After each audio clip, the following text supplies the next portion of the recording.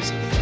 Is related to efforts to overturn election results from 4 years ago. 8 of the Republican electors this year for President-elect Donald Trump have been indicted in Michigan and Nevada. 4 years ago, they sent false certificates to state and federal officials, claiming that Trump had won those states' 2020 electoral votes. Those documents became part of the failed attempt to overturn those election results that culminated in the January 6th insurrection. Now in Michigan, cases against 6 of those returning electors are working their way through state court after the Democratic Michigan Attorney General announced charges last year. In Nevada, state prosecutors filed new forgery charges this month against 2 returning electors. There are also ongoing prosecutions in Arizona and Georgia against pro-Trump electors from 2020 who are not set to cast their state's electoral votes today. Anzila Wong, NPR News. Authorities in Madison, Wisconsin say a 15-year-old girl opened fire at a Christian school yesterday. A student and a teacher were killed. 6 others were wounded. Madison's police chief says the girl then apparently took her own life. Wisconsin Public Radio's Sarah Lear says the reason for the shooting is not yet known. The biggest question, why, that's still unclear. Police say they're still trying to piece together a motive. Officers have recovered a handgun from the scene. Madison police say they're working with federal officials to trace the origins of the gun. The police chief said late Monday it's not clear how exactly a 15-year-old got this gun. Sarah Lear reporting. Police were alerted to the shooting when a second grader called 911. Syrians are trying to imagine a new future after the fall of President Bashar al-Assad and the end of his family's rule. NPR's Hadley al-Shalchi reports that includes artists and students who were long censored under the Syrian regime. Just over a week ago, it was unimaginable for these Syrian artists to gather like they are now at this fine arts college in Damascus. The Assad regime cracked down on most unofficial meetings. Standing in a large circle, exchanging ideas on their vision for Syrian art, fellow artist Fadi Assaf is still worried about censorship. Will the new leaders put guidelines or red lines on what we can paint, he says. Some of the artists are concerned the new leadership, with its Islamist roots, will crack down on freedom of expression. But artist Assaf says it's too soon to judge, and he and the other artists will start mobilizing now, just in case. Hadley al-Shalchi, NPR News, Damascus. You're listening to NPR News from Washington. Good morning. With the latest from the GBH Newsroom, I'm Henry Santoro. Local chef Barbara Lynch has reached an agreement with the city of Boston so she can settle a back tax bill at an estimated $1.7 million. Lynch can now sell her remaining restaurants, but the money generated must go into an escrow account. The Globe reports that a brief filed in Suffolk Superior Court clears the way for Lynch to sell her last 2 restaurants, Number 9 Park and B&G Oysters in Boston. There are about 63 employees at the 2 restaurants, and they will not be laid off or fired. Lynch's business partner said earlier this month that the tax issue was a complete surprise to them and it temporarily derailed plans to sell those 2 restaurants. While many people call the concrete structure that houses Boston City Hall an eyesore, others disagree. It's been hotly debated since it was built back in 1968. Last week, the city's Landmark Commission sided with fans of the building and voted to give it landmark status, which is a major step in preserving its architectural integrity. Mark Panic, a professor of architecture at Wentworth Institute of Tech, says Boston City Hall has an international reputation. I would say of this era, of the era of concrete modernism, this was the most influential building built in the United States. Mayor Wu now needs to sign off on the landmark designation status. In sports, the Bruins in Calgary tonight for a game against the Flames. Partly sunny today, high near 60 degrees. We'll take it. It is 54 outside our studios in Brighton right now. This is GBH News. Support for NPR comes from NPR stations. Other contributors include Capital One, offering their premium travel card, Venture X. What's in your wallet? Terms apply. Details at CapitalOne.com. And listeners like you who donate to this NPR station.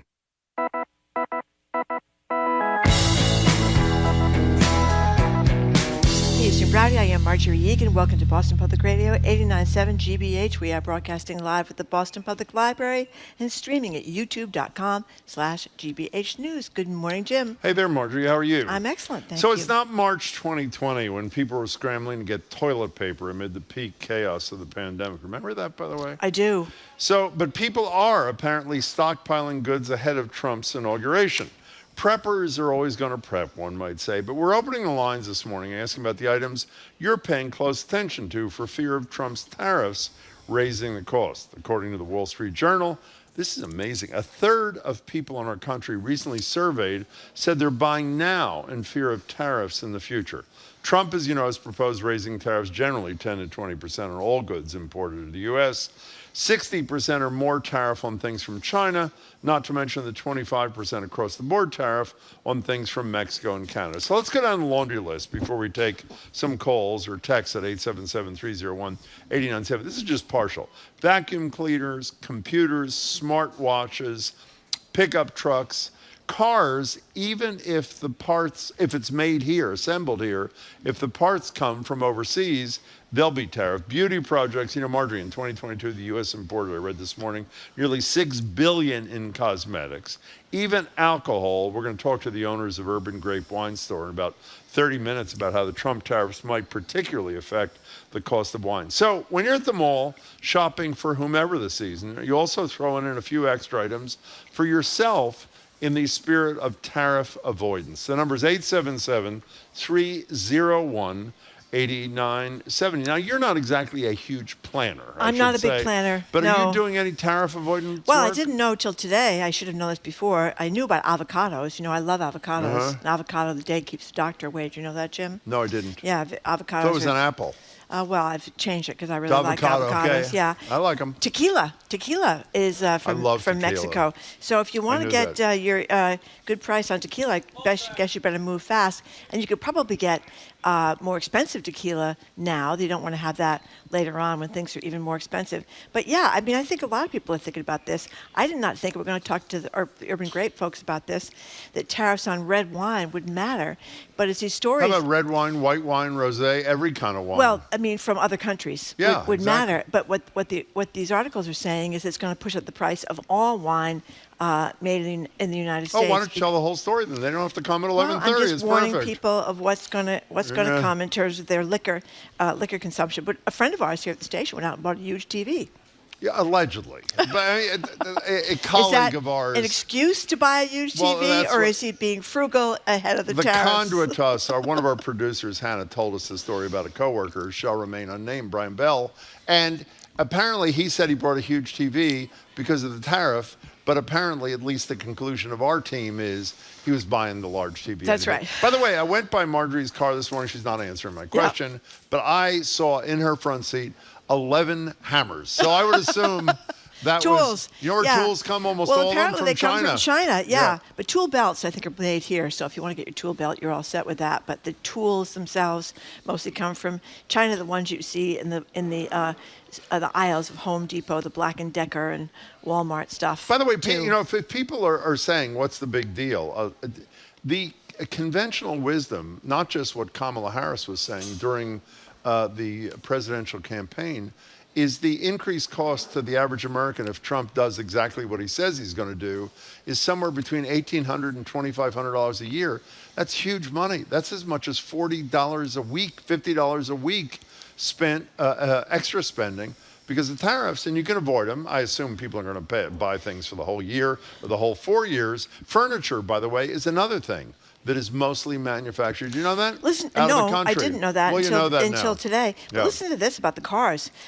These Wells Fargo, that's the big bank analysts, estimated a 25% tariff on Mexico and Canadian car parts would add about $2,000 for each U.S. assembly vehicle, and cars produced in Mexico or Canada, and you mentioned a lot of them could cost $8,000 to $10,000 more. So, I mean, and also in terms of electric vehicles, if you're thinking about that, and I've been thinking about that for a while, you're probably going to lose a lot of the rebates under the Trump administration. But I don't know. You know, he's buddy with Elon Musk, as we say, but Musk has said that people that are buying Teslas are in a position where $7,500 isn't going to mean that much to them. Well, I don't buy that at all. And by the way, what I learned this morning is, you know what the car brand is that manufactures most of the parts of its car more than any other in this country? Yeah, you said the United States. Tesla. It's incredible. Here are a couple of texts on this.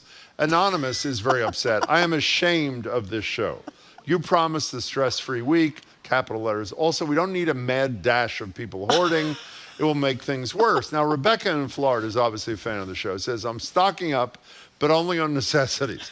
Black & Decker vacuum chargers, Whole Foods hot bar items, and of course, Dickies. Yeah, Thank you, Rebecca. A lot of people are making fun of the fact that I couldn't find my charger for my dustbuster, and I've been advised by a couple of texters that I should get on that vacuum charger cable for my dustbuster very quickly, because who knows how much that could cost.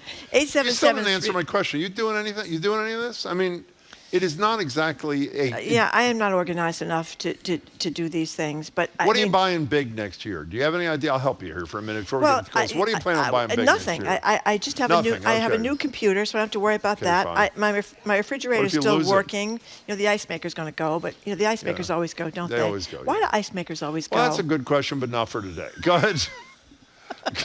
Okay, Marion Rentham, thank you for calling. Is that it? Well, that was it? You're not buying anything What are next you year? buying? I'm buying a pickup truck. I'm buying many tools for my tool belt. I don't know, but I am going to figure this out. And you have till January 19th. Sorry, Marion Rentham, I interrupted you. Okay. Welcome to the show. Hi, Mary. Mary. What's up? Hi, guys. Happy fruitcake Christmas. And Thank to you. of course. I think a lot of people have started getting into the thrift and no-buy lifestyle. Yes. Where they go to swaps and things. Yeah. So as far as clothing and all that stuff, no problem. However, car repairs are going to go up, all kinds of things, food. Things have to get really, really bad for people's eyes to be opened to what and who they voted for. And until that happens, folks, they're going to keep supporting them. But I think a big, big, big rude awakening is coming. Well, we shall see. Mary and Rentham, thanks for the call. By the way, when Mary said car repairs, and you're saying to yourself, well, 'Cause car the parts- repairs are made locally, right? The parts come from- are likely to come from elsewhere. You know what's I have the interesting, by feeling the way? he's going to back off these tariffs. Well, I don't know about that. We don't know. Maybe you're right. But Mary's point is a really important one. What was the number one motivator for the votes for Trump, according to exit polls? Inflation. The economy. Right. And what is, according to every economist, except maybe one who works for Donald Trump, going to increase your cost of living $2,500 a year? Tariffs. So That's why I think he's going to back off. yeah. Well, But you know problem is, what? I originally thought that, particularly with Mexico, but he has been relentless about this. He never fails to mention day one tariffs, et cetera. But you know, part of me thinks, well, he's. Although you do hear talk of his trying to get around the fact that you can't run twice for the president. People are Steve Bannon is talking about him running again in 28. Why not? Yeah, why not? But the fact that you think in a normal event he would not be able to run again. So you think Steve maybe Bannon really do? I hadn't yeah, seen they had that. this big Republican high-end young people all dressed up in their tuxedos event in New York City. Saying where he should run again in 28? Talking about retribution, and he's going to run again in good. 28. Wouldn't that be great? And there's all these young, rich Republicans all dressed up, clapping for him. But in any case, that he might just do what he wants if he's going to be in his bonnet about China or these other countries, because he doesn't have to win again. But I don't know. You know what the good thing is, by the way? We got to be fair here. Mm-hmm. He will not be applying a tariff to bees in your bonnet. If anybody is interested in that, I don't know if you are. Susan in Merrimack, you are next on Boston Public Radio. We're talking about whether or not people are going to buy items likely to be subject to a tariff to avoid the tariff. Hello there. Good morning, Tim and Marjorie. And to you. So I wish I could buy ahead. I realized about 4 months ago that it was time to do a kitchen redo. I'm on the waiting list with the contractor. Oh.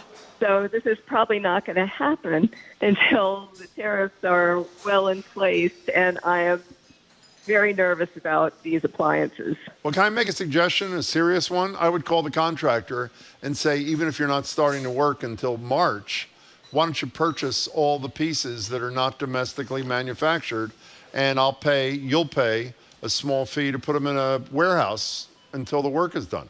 I mean, that could be thousands and thousands of dollars.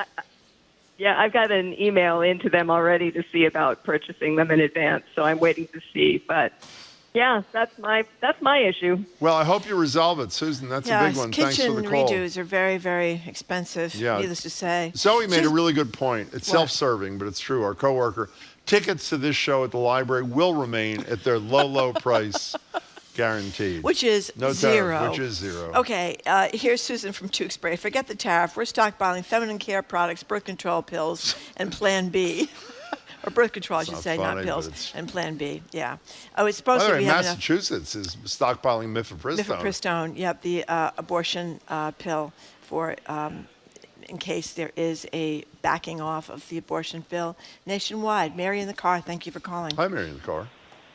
Oh, me. Hi, thanks. I had a question, and I don't know if this is accurate or not, but I thought Trump was doing a tariff on Canada and Mexico of like 25% or 20%. Yeah, 25. And then I heard China was only 10. No. And I wasn't sure if that's accurate. No, he's talking 60. He's talking up to 60% on China.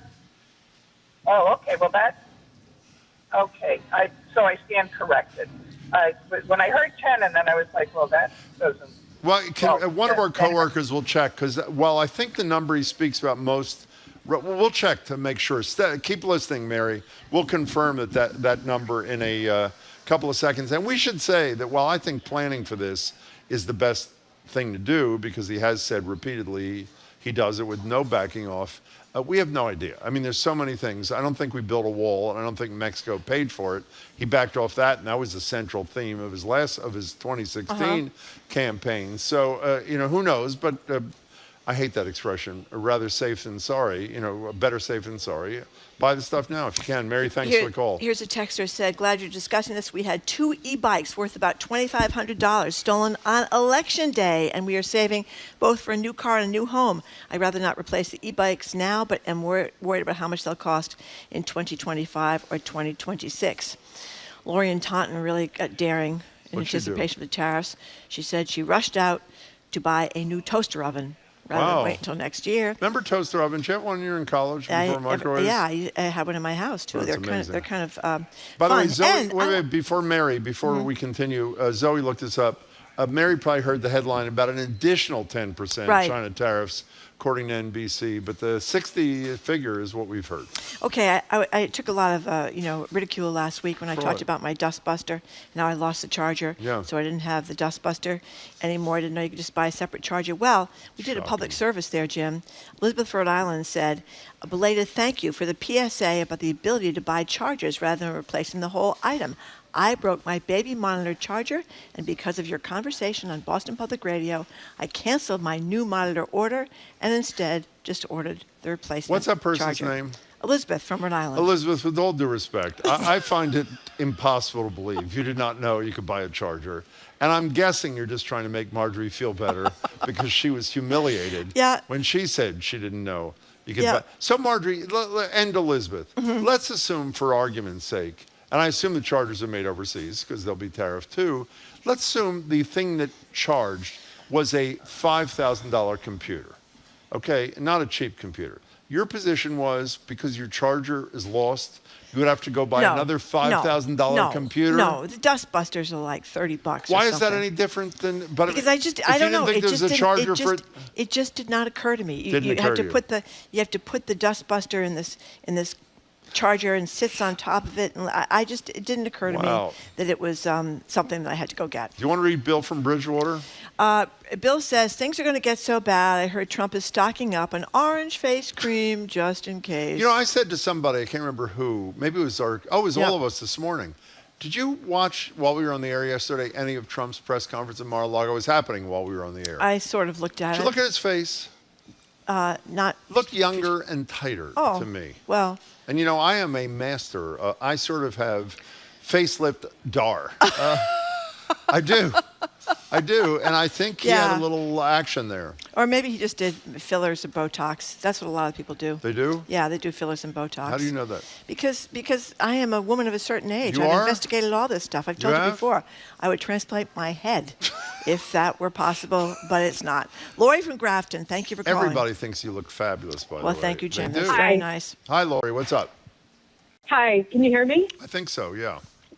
Yes, thank you. I'm a first-time caller, and I love your show. Thank you so much. So here's the thing. I'm a lifelong Democrat, and I am very disillusioned with the outcome of the election. But thankfully, just at the time that the election results came in, I finalized the purchase of my very first quarter horse. Oh. And as long as my horse eats hay that's grown in the United States, I do not care where the hay comes from. As long as it's the United States, I'm not going to worry about China or anything else. I'm just going to work on raising and training this horse and not wish the next 4 years away. Wow. Why'd you get a horse, Lori? I was interested as a child. My twin boys are now in college. Yeah. And it's something I just wanted to do for myself. And wow. I'm loving it. Yeah. What do you do with it? I you mean, ride it. Well, I mean, you're not Lori. Who knows what she does? Is that what you do with it? I ride it? Or what do you do with it? Yes, it's a culture. At my age, at 56, there's a lot of women who got back into it for, after their kids have grown or, they did it as kids. And, it's been great. I board it in Sutton, Mass. at the Common Stables, and it's amazing. By the way, Zoe, our coworker, just paid you a compliment on your first call, said, is this what it feels like to hear someone else living your dream? You sound like ecstatic. It's actually great. Congratulations on that, and hope you... What's your horse's name? Is she still here? What's the horse? His name is Skip Stormy Wonder, and I call him Stormy. Skip Stormy Wonder. Wink, wink. We'll remember. Yeah. Call us again soon. Tell us how it's going. Lori, thanks for the call. These friends of mine this summer, they rented horses and they rode them up and down the beaches in Barnstable along the water. Yeah, you didn't even have to know how to ride to do it. They were not going very fast. They were slow. Wouldn't that be cool to ride horses up and down the beach and go into the waves and all that kind of stuff? Do you ride horses? I did, yeah. Do you worry? The thing with a horse, a couple of times I've been on a horse. Don't make a joke about my weight, by the way. It's not funny. I know it's what you're thinking. I'm not going to make a joke about your weight. You look terrific, Jim. Well, thank you. When you're riding a horse and the rear quarters of the horse brush against your leg when you're on a horse, doesn't that make you queasy or uneasy? I don't mean the back rear, but the side rear, sort of like crushing your leg up against your... It doesn't upset you at all? No. How could your leg get crushed by the rear? Well, another person is riding another horse. Gets too close to you, horse gets there. I don't like it when it's you don't like close that. to you. Okay. No, I think... How do you feel about that? Does that upset you? I think a lot of Should people... ask Lori that. Girls, well, I shouldn't be sexist about it. I suppose boys, too. But you think about girls and their horses, they all have the little horse books from their little National Velvet and Secretariat, all these horses. I never heard of Secretariat. Never heard of Secretariat. No. Yeah, I think a lot of people like to ride horses. And your daughter's alma mater, Smith College, has a great your alma mater riding. Too. That's right. That's one of the reasons By I the way, went it there. does. So we got to take a break. You can take that for sports. Do you bring your own horse to Smith? No. Is that what it is? They have tons of horses there, and you can ride them for your sport. Yeah, it's pretty cool. By the way, here is, before we take a break, Anonymous saying, this is going to affect everything in capital letters. If someone wants to go one single day without touching anything not wholly made in America, the only thing to do is lay in the grass for 24 hours. That's a good point. A lot of us have been doing that for 4 years, maybe 8 years. But where is the fertilizer made for the grass? It's a very good point. We don't know that, Jim. Take a break. Okay, we're talking about anticipatory purchasing in anticipation of the tariffs that are right around the corner. Are you worried about this? Are you rushing out? I'm Edgar B. Herwick III, coming up on The Culture Show. Local music duos and dynamos Les Sampu and Ed Gringa have scored countless holiday movies, from Hallmark hits such as Letters to Santa and A Very Vermont Christmas. Now they have a new album of instant holiday classics. They join us for a holly jolly jam session. Plus, the innovative photographer Abe Morell is here to talk about his latest exhibition at the Clark Art Institute. That and more is today at 2 on The Culture Show on 89.7 GBH. Our programs are made possible thanks to you. And the University of Massachusetts Amherst, ranked the #1 public university in New England by U.S. News & World Report. You can learn more about research, innovation, and economic impact for the Commonwealth at umass.edu. And the Bach Center, presenting Anthony Williams' Urban Nutcracker, a holiday classic reimagined for the city you love, celebrating diversity through the art of dance. At the Bach Center Schubert Theater, December 14th through the 22nd. Tickets at bachcenter.org.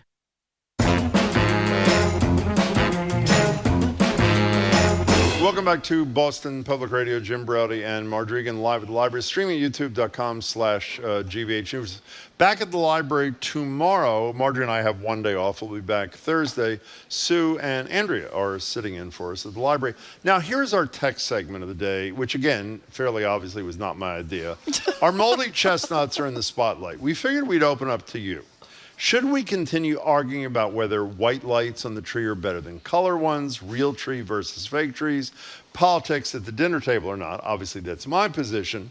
Or should we let the chestnuts finally roast in that open fire for one final time? That obviously is Marjorie's. So we want to know, which side are you on? Keep doing the old moldy chestnuts annually, or drop them, as the Grinch-like Marjorie believes. Right now, though, if you're just tuning in, we're talking about the threat of tariffs starting January 20th. And are you stockpiling? Are you purchasing things?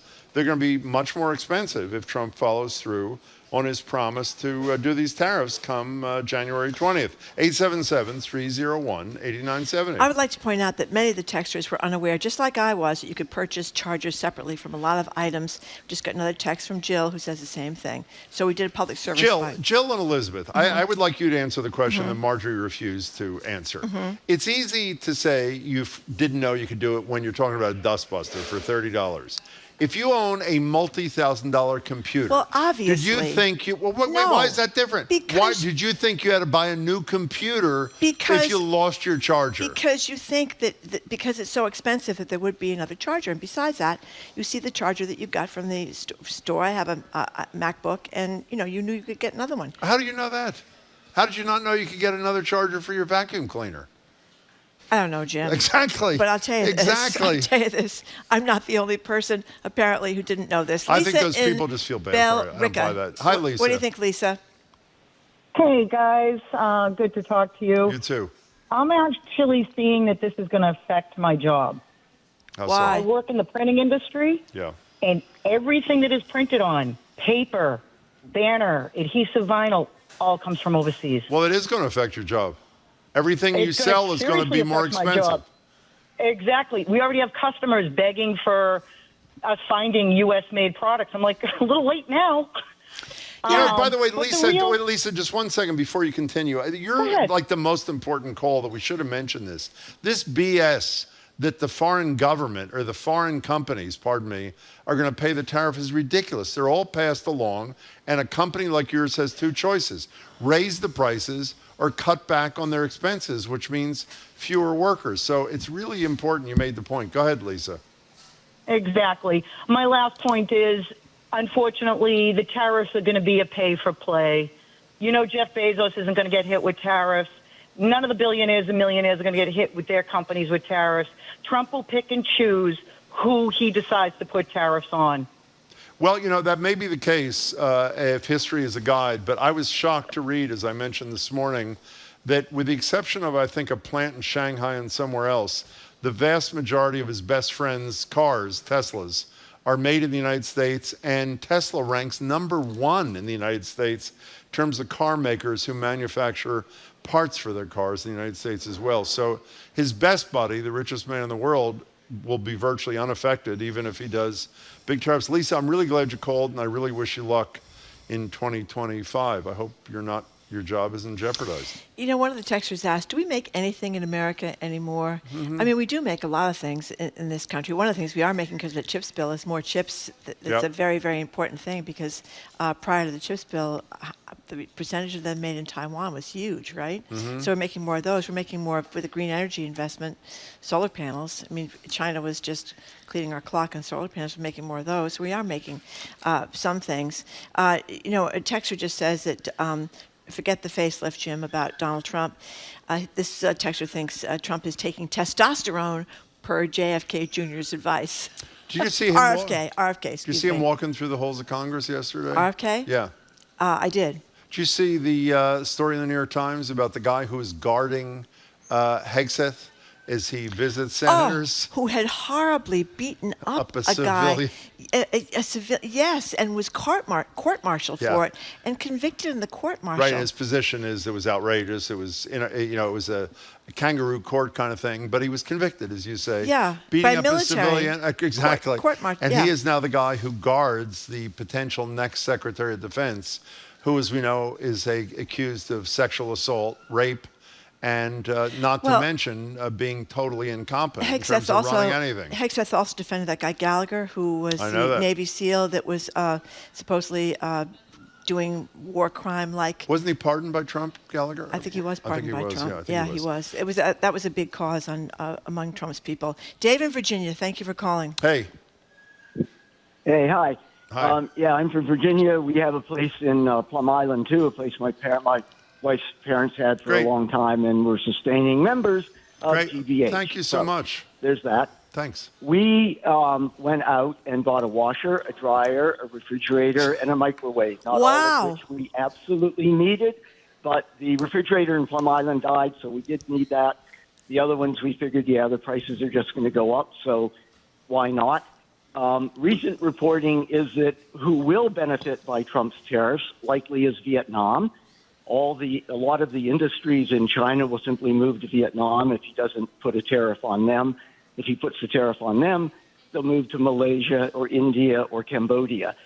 So the idea that all these guys are going to come back here to the U.S.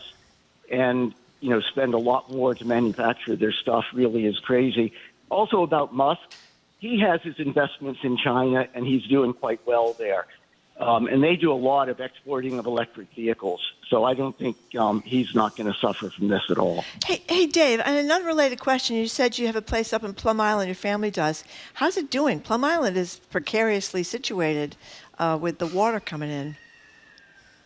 The flood, the federal government defines a floodplain level for insurance purposes, and it suddenly changed over the last couple of years from us being above the floodplain level to us being below the floodplain level.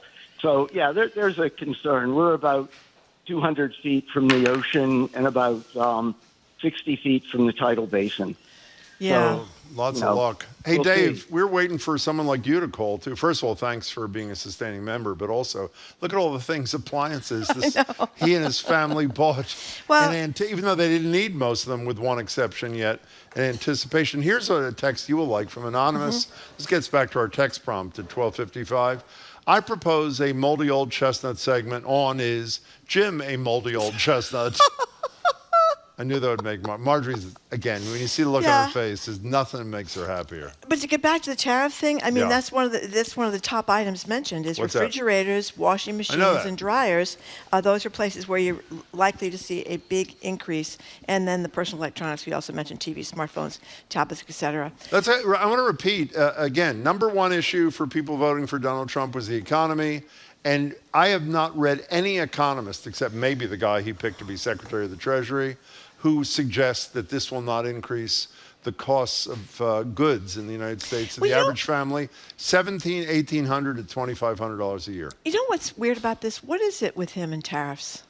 Is it just I don't get it. Well, first of all, it's an American first thing, first even thing. though it doesn't work as well as he says. And two, don't you think it's part of the tough guy thing that he's putting out? We don't take any crap from foreign governments, even though the crap is going to come home to roost here in terms of the pocketbooks. We have time for one more call, and it's from Maine. That'd be Bill in Maine. Hello, Bill. How are you? I am well. How are you? We're good. Thanks for calling. Hi. Formerly from Duxbury, so I'm a long-time listener. Thank you. First thing I wanted to say is when Marjorie buys her car, she probably sells it when the gas tank gets empty. So...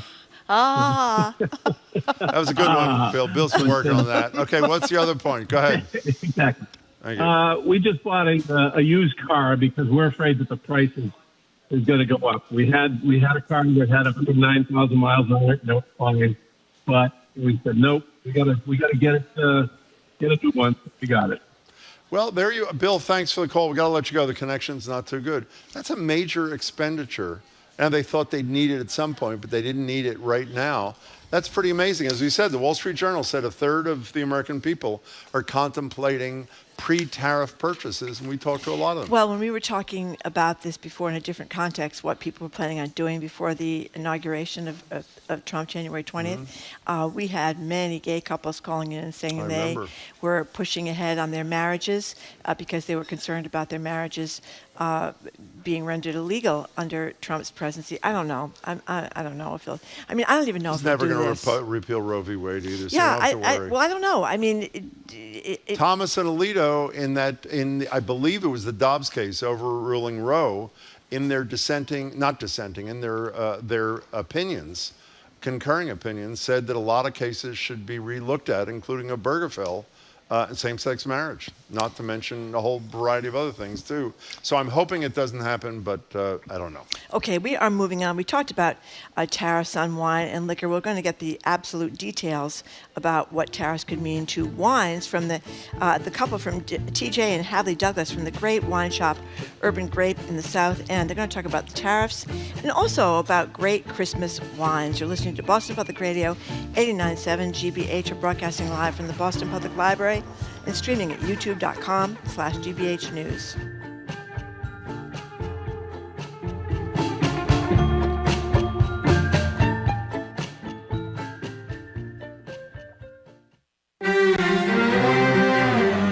Canada is making it harder for students from abroad to study there. At this point, many would-be applicants don't even bother. Our enrollment numbers, because of the reputational damage that was done, this perception of us closing the door, those numbers have dropped somewhere in the range of 40 to 55%. That story and the day's top global news next time on The World. This afternoon at 3, here on GBH News 89.7. Support for GBH comes from you. And the Nature Conservancy, partnering with communities in Massachusetts and across the globe to tackle climate change and biodiversity loss. Learn more at nature.org/mass. And Safety Insurance, offering a variety of home insurance products to cover your home's increased value. You can ask an independent agent about safety insurance. Safety Insurance. We'll help you manage life's storms.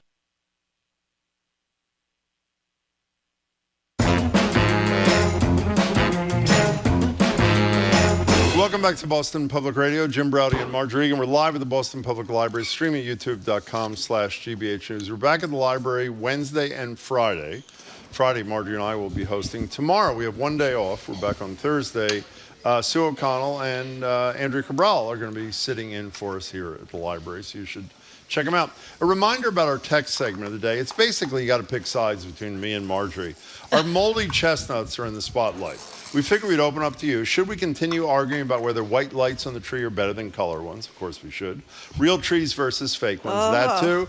Politics at the dinner table or not. Yeah. Or should we embrace Marjorie's ridiculous position and let the chestnuts finally roast in that open fire? That's right. For one final time. Enough is enough. I don't think so. Okay. In any case, you text 877-301-8970, and Marjorie, I'm sure, will unfairly pick some of them to read at 12:55. We're joined now by TJ and Hadley Douglas of our favorite wine store, the Urban Grape. Their progressive scale, which we'll explain again if you haven't heard it, makes buying wine so easy, and we'll talk about that in a minute. TJ and Hadley, it's great to see you. Merry Christmas, etc. Merry Christmas, etc. Nice to be back. Thanks for having us. Well, we were just talking with our listeners about this, what they might be buying in anticipation of President-elect Trump's tariffs if he does carry through. And then we talked about tequila, which is coming from Mexico.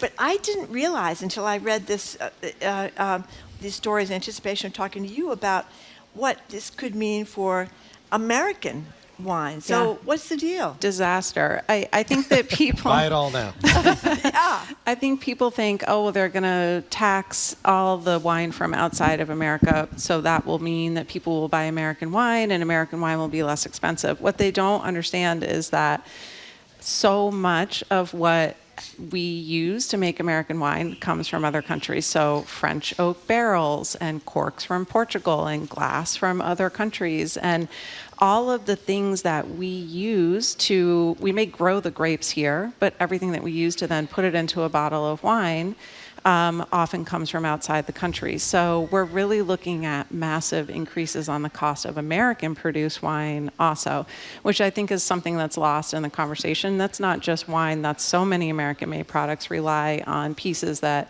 come from outside the country. My understanding, though, TJ, there's another reason, in addition to what Hadley is talking about, is the conventional wisdom for those of us who didn't know what your wife just mentioned, is that if it's only on foreign wines, that's the way it goes. You'll buy domestically. But since what I understand happened when Trump did these tariffs for 2 years, I think it was in 2019, is importers decided, since we're not making as much money on imported wines, we're going to have to raise the price on domestic wines, distributors, I'm sorry, higher than they would otherwise be. So it trickles up or over to even what you're doing on top of the oak barrels from some other. Is that accurate? Yeah, or no? absolutely. So you're referencing the three-tiered system.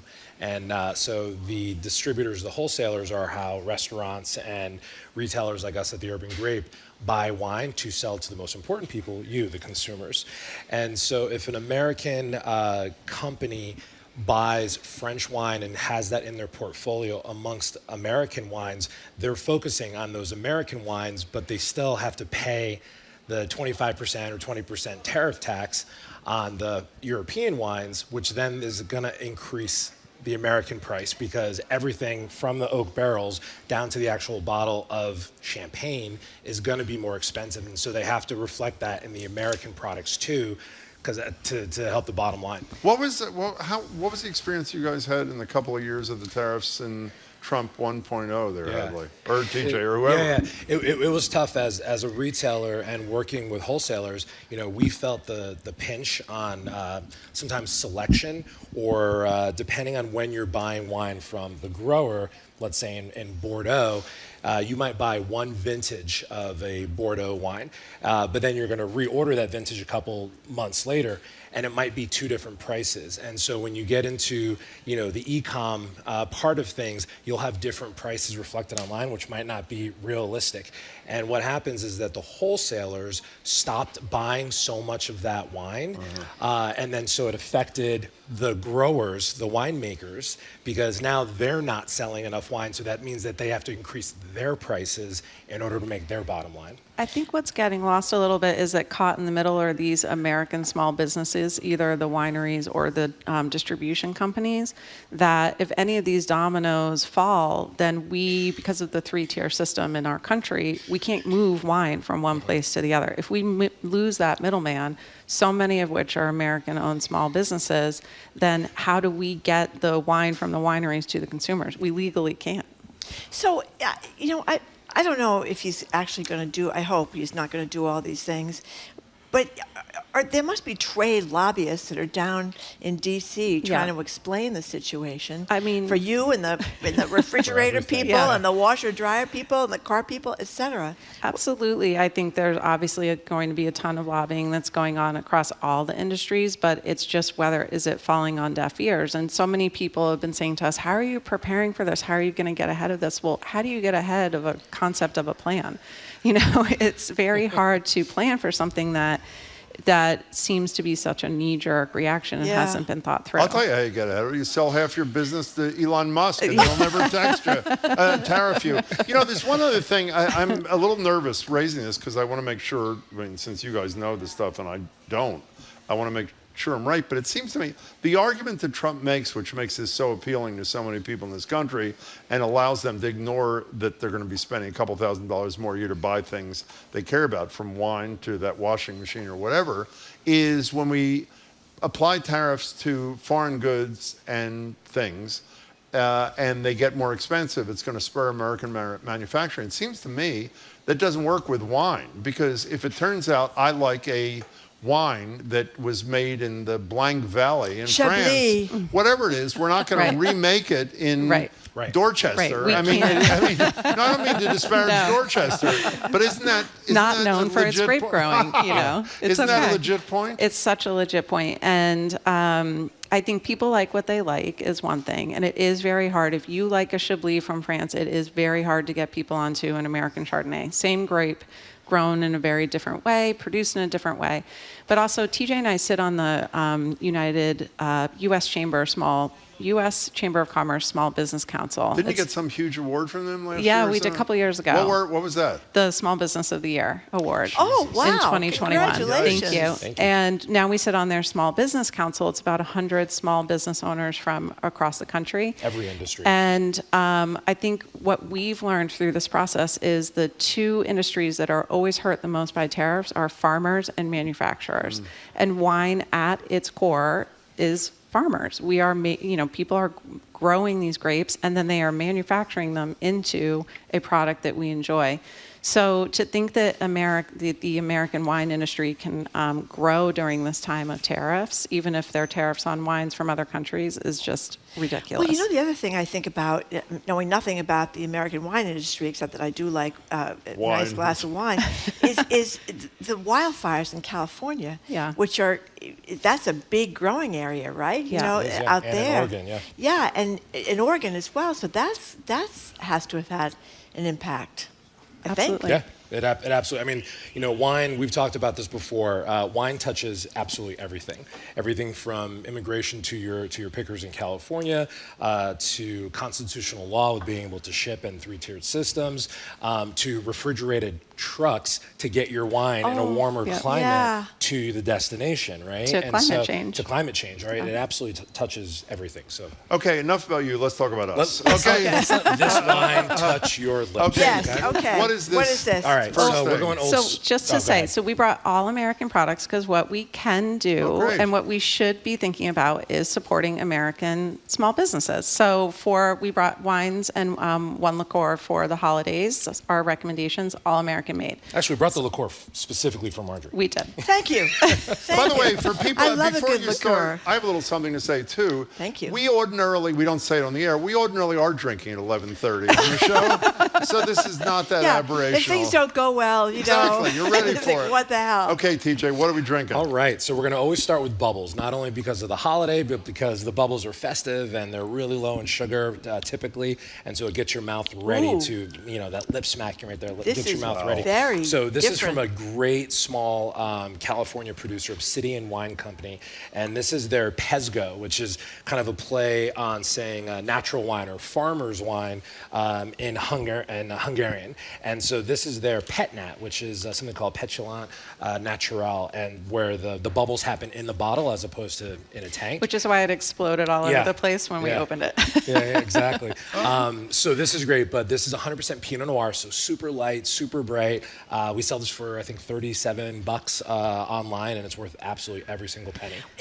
Would you call this it's not champagne? It's not champagne. It's actually how champagne was originally met. So if you can this is see, wine. And obviously the listeners can't see It's this, a but there's sparkling some wine. sediment. Sparkling wine. Yeah, there's some sediment on the bottom. So if you picture the difference between like a Pilsner and a Hefeweizen beer. The Hefeweizen is unfiltered, so it's cloudy, and a Pilsner is clarified. This is more of like a Hefeweizen where it's unfiltered. Why? It's a little cloudy, and it gives it a lot more texture. I'm not laughing at you. I just want to say, behind the scenes thing, when you leave, you're always kind enough to leave the bottles that are open here. Marjorie and I generally are okay about dividing up the largesse.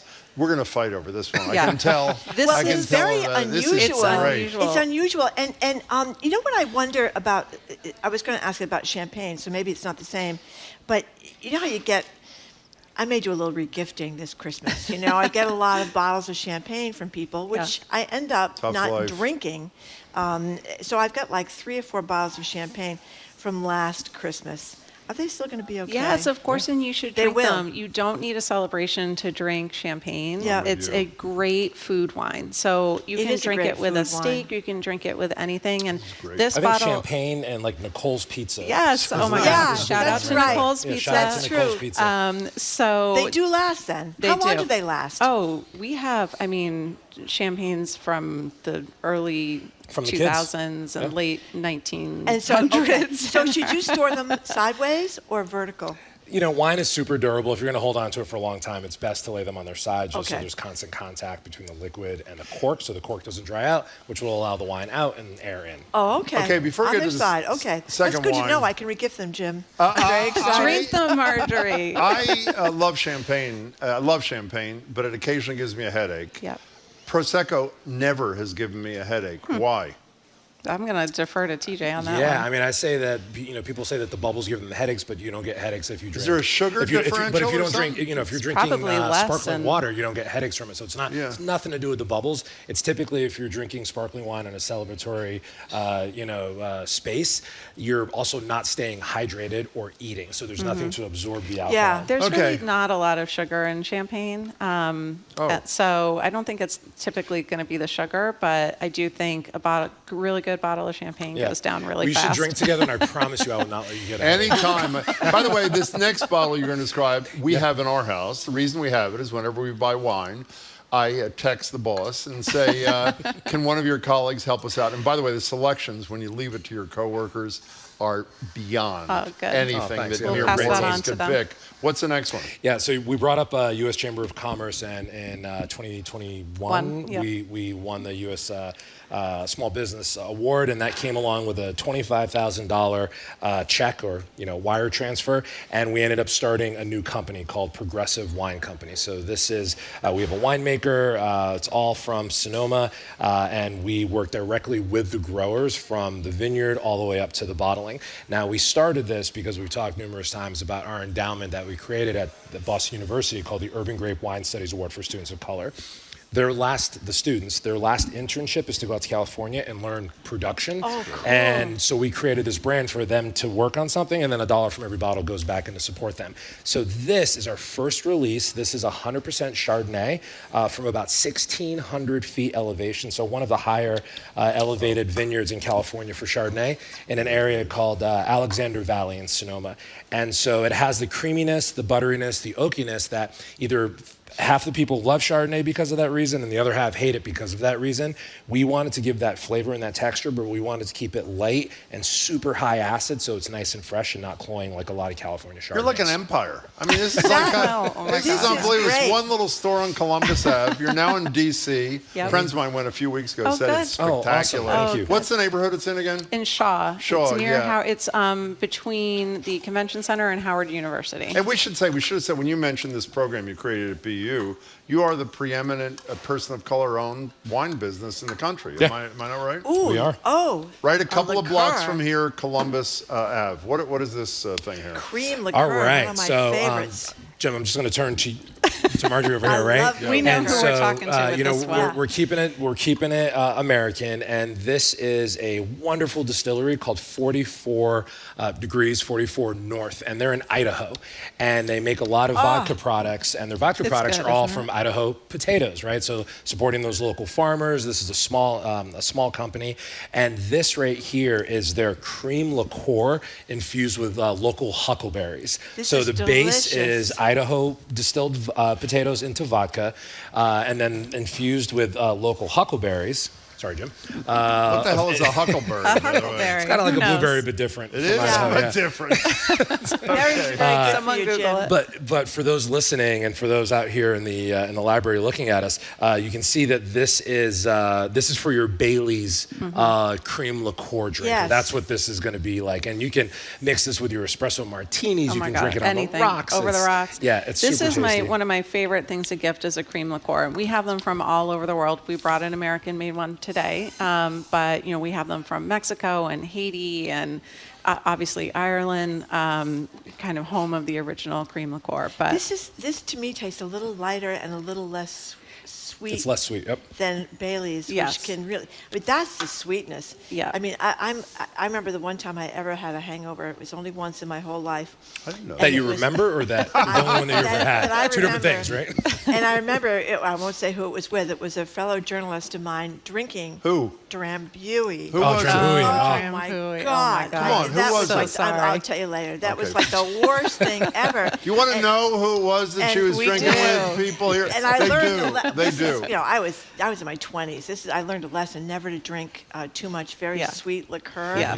But this is not Yeah. that sweet. And I just love this because you can give it to someone, you can enjoy it with them, after dinner. If you're going over for a dinner party, then they can stick it in their fridge and enjoy it all year long. So I love to give a cream liqueur. Can I? These last longer than people think they do too. Yeah, they 'Cause do. I have had not Bailey's. There's another kind of cream liqueur. Maybe you guys told me about it. But anyway, it lasted for a long time. Yeah. We should say, by the way, we haven't mentioned, and for those who are new to the show or new to these guys, one of the things they invented was the progressive wine scale. Can you do it in 30 seconds? I can. So if you think about the tactile sensation on your palate, from skim milk to whole milk to heavy cream, think about that as light-bodied, medium-bodied, full-bodied, and wine.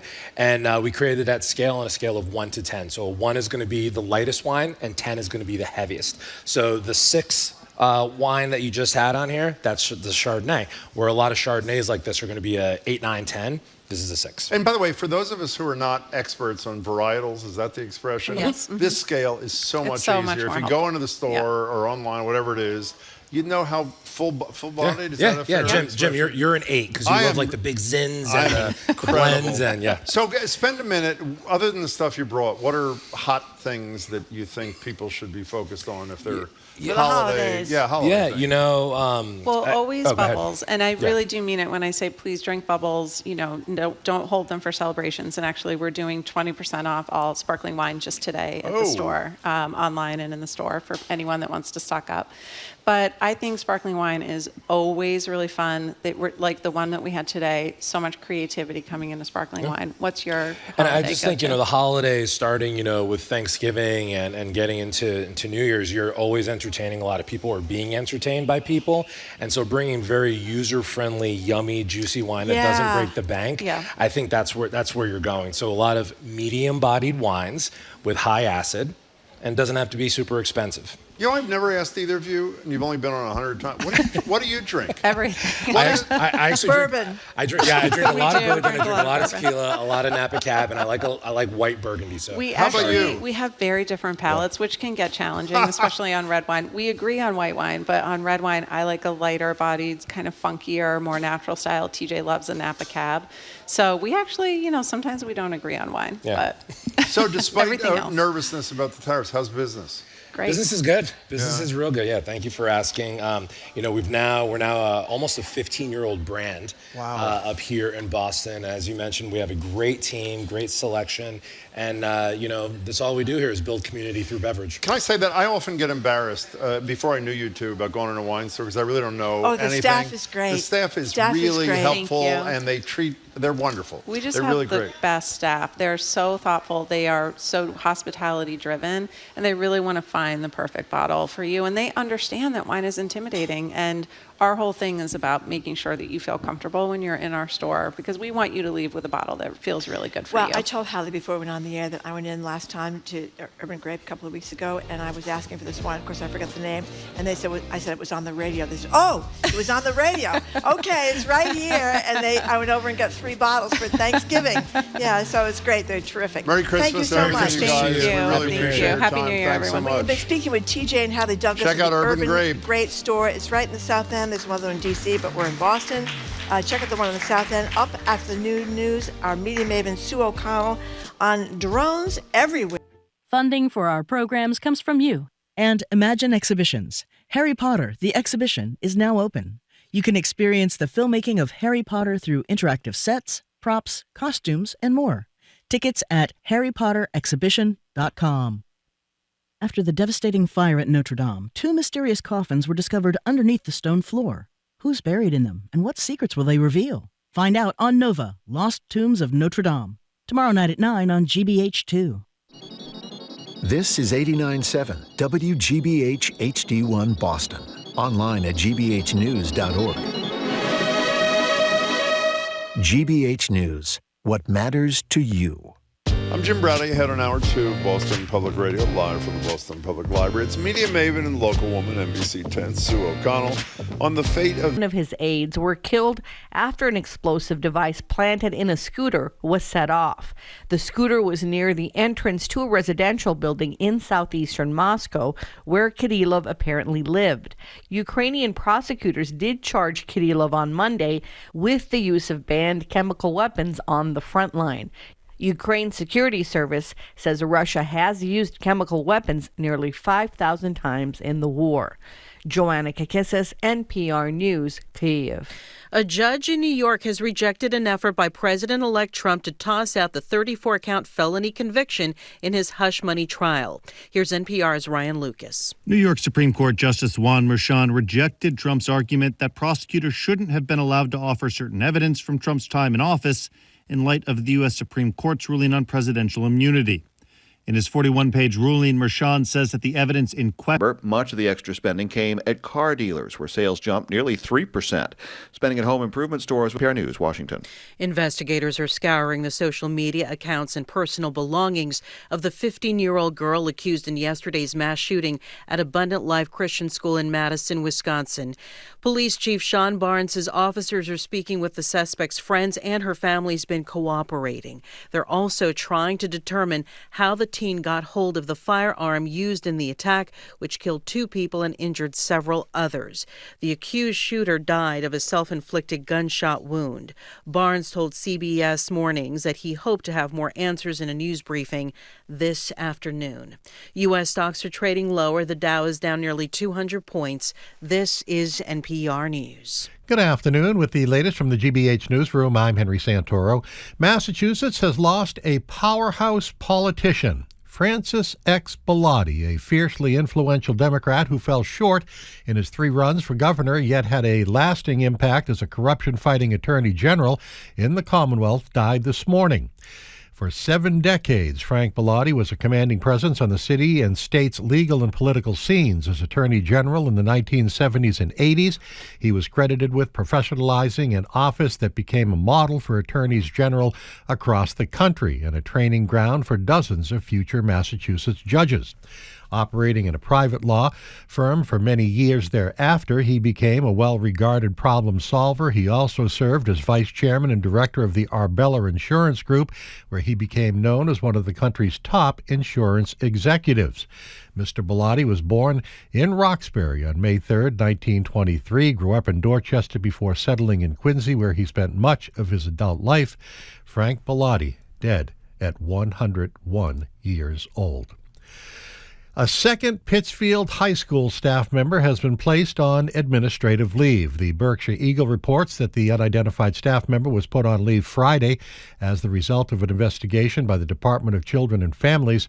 School Superintendent Joseph Curtis sent a notice to parents yesterday alerting them of the situation, but did not say what the DCF investigation was about. Bruins in Calgary tonight for a game against the Flames. 55 degrees in Boston right now. This is GBH News. Support for NPR comes from NPR stations. Other contributors include Fisher Investments. Fisher's dedicated team of specialists provide resources on investing, retirement income, estate planning, and more. Learn more at FisherInvestments.com. Investing in securities involves the risk of loss.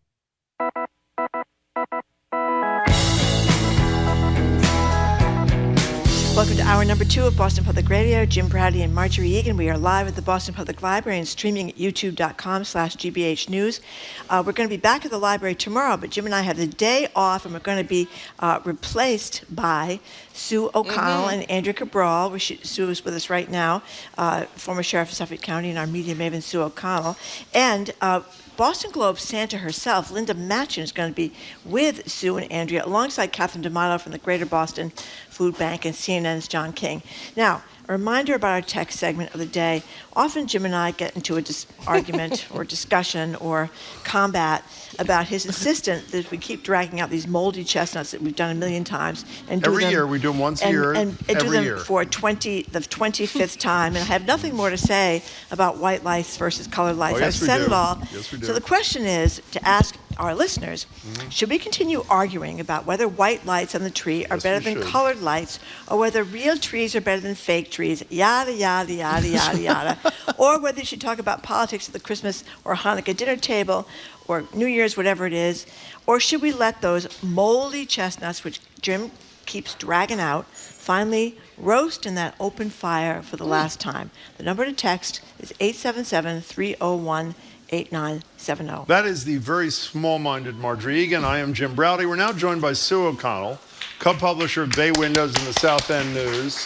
and political commentator for NBC 10 Boston. Hi, Sue. Good day. Hello. Good day. Yes. Can I, you usually ask the first question. CNN just reported that a GOP senator, not a Democrat, a GOP senator said after a meeting with RFK Jr., he wants to question the science of vaccines. Okay. Is that what people voted Sure, for, by the way? Go ahead. Go Wait a right minute. ahead. Who wants to question the senator? RFK, no. RFK Jr. told him or her that he wants to question the science of things that have saved the lives of hundreds and hundreds of millions of people. Well, That's good. You know, he's good. probably, he may have taken too many of those testosterone shots or whatever it is that maybe it's gone to his You know head. what? I'm not ready for this. Yeah, I think a lot of us are not ready It'll for be this. over in like 10 or 12 years. Yeah, though, it'll so be fine. Yeah, But not a so problem. here's my question to you, Sue O'Connell. Apparently, the Boston police have arrested 2 men that were out on Long Island, where the treatment for people with addiction problems used to be located, sending off these drones, and they were too close to Logan Airport, and they got arrested. So I'm glad, good for the cops, they arrested these people.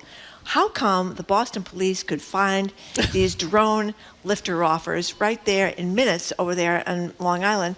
And we get all these drones floating around New Jersey and New York, and some of them are over Trump's Bedminster Golf Club. They can't seem to find these drones and find out what's going on? So there's a number of things going on here, and this is one of those situations where all of this may be true at the same time in different measure. Okay, first of all, the number of people who have never looked up at the night sky and now suddenly are looking up at the night sky and are seeing Orion's belt and thinking they're drones is horrifying to me. You're a cynic. You're really a cynic. Number 2, having grown up in Revere along the flight path, right, along Revere Beach, planes went over my house. Then I moved to Winthrop. Did the everything China shook. shake? Yeah, That's terrible. Massport replaced our windows at one point. Thank you very much. Did they? Massport. Yeah, they came through and replaced everyone's windows because we had so much. We were right next to the blue line. Well, it was terrible. I remember doing stories about that. The China's shaking, the house shaking, the anytime crib's anybody shaking. would visit us, you have to stop talking when the train or the plane would go over, and we didn't even notice. I still do it when a plane goes over. But anyway, having grown up looking up at planes and helicopters, people are reporting planes and helicopters as drones. Okay, so you have already 3 eliminations here. Somebody said, one of the experts said that 90% of the reports are stars, planes, helicopters. And then whenever you add the word enthusiast to a story, remember we had the white balloon that the Chinese were floating. I think there were 1 or 2, and the government said, well, there are balloon enthusiasts. There actually are balloon enthusiasts. That's what I want to be when I grow up. A balloon enthusiast. And there are drone enthusiasts, and they do this for a hobby. We at NBC 10, our photogs, many of them have taken the test. They are FAA certified. They have licenses. We are registered. So when we fly our drones for stories, we're following guidelines. So to answer your question, first of all, What was the question? It was so long ago. How do we catch them? Oh, okay. These dum-dums are on Deer Island near the airport. There's nothing else over there. So, of course, the pilots can see them, and they can be identified. But the rest of this, I mean, it also could be something else. I'm sorry. Well, thank you for I'm throwing getting that to that. in. Okay. One of them escaped, you know. Have they caught him yet? The guy in the small boat? Remember we had those fled the helicopters scene? over Quincy and Braintree No. about 10 years ago? No, I don't. And they were looking for Sarnaev's roommate, who they went to dinner with, and the people of Braintree, Emily Rooney was up in arms. She was complaining about it every 5 minutes. Why are these helicopters over Quincy and Braintree? So we don't know why the drones are there. I don't think they're aliens. They could be were they something looking else. for the roommate from the air? Because they were surveilling his apartment. Oh, okay. Okay, let me just start by saying this in the nicest way. That is the worst answer to a question I think I've ever heard. Very thorough. I'm sure maybe in the top 5. Yeah, so if you look up and you think you see a drone, it's Orion's belt. Now, let me focus this a little more narrowly. The federal government, through John Kirby, who's an excellent spokesperson, the national security, whatever, for the White House, says there's nothing to fear. He doesn't deny that these are drones, unlike you. And nothing to fear, et cetera, et cetera. So you say, fine. Until you hear, well, first of all, here's Donald Trump yesterday during, oh no, it's TikTok, forget that.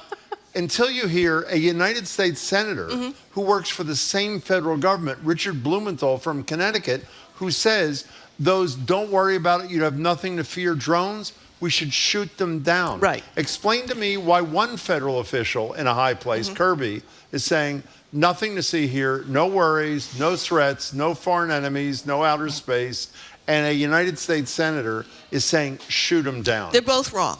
Why? Well, first of all, because we shouldn't trust the government that there's nothing to see there, okay? I just want to be very clear here. They may be lying to us for national security That's issues. Right. They don't want us may to be panic. Exactly, or they may, be negotiating with whoever is sending it. We went through this with the balloon, right, where they told us it was no big deal, and then it turned out it was the Chinese slowly spying on us, floating across the United States.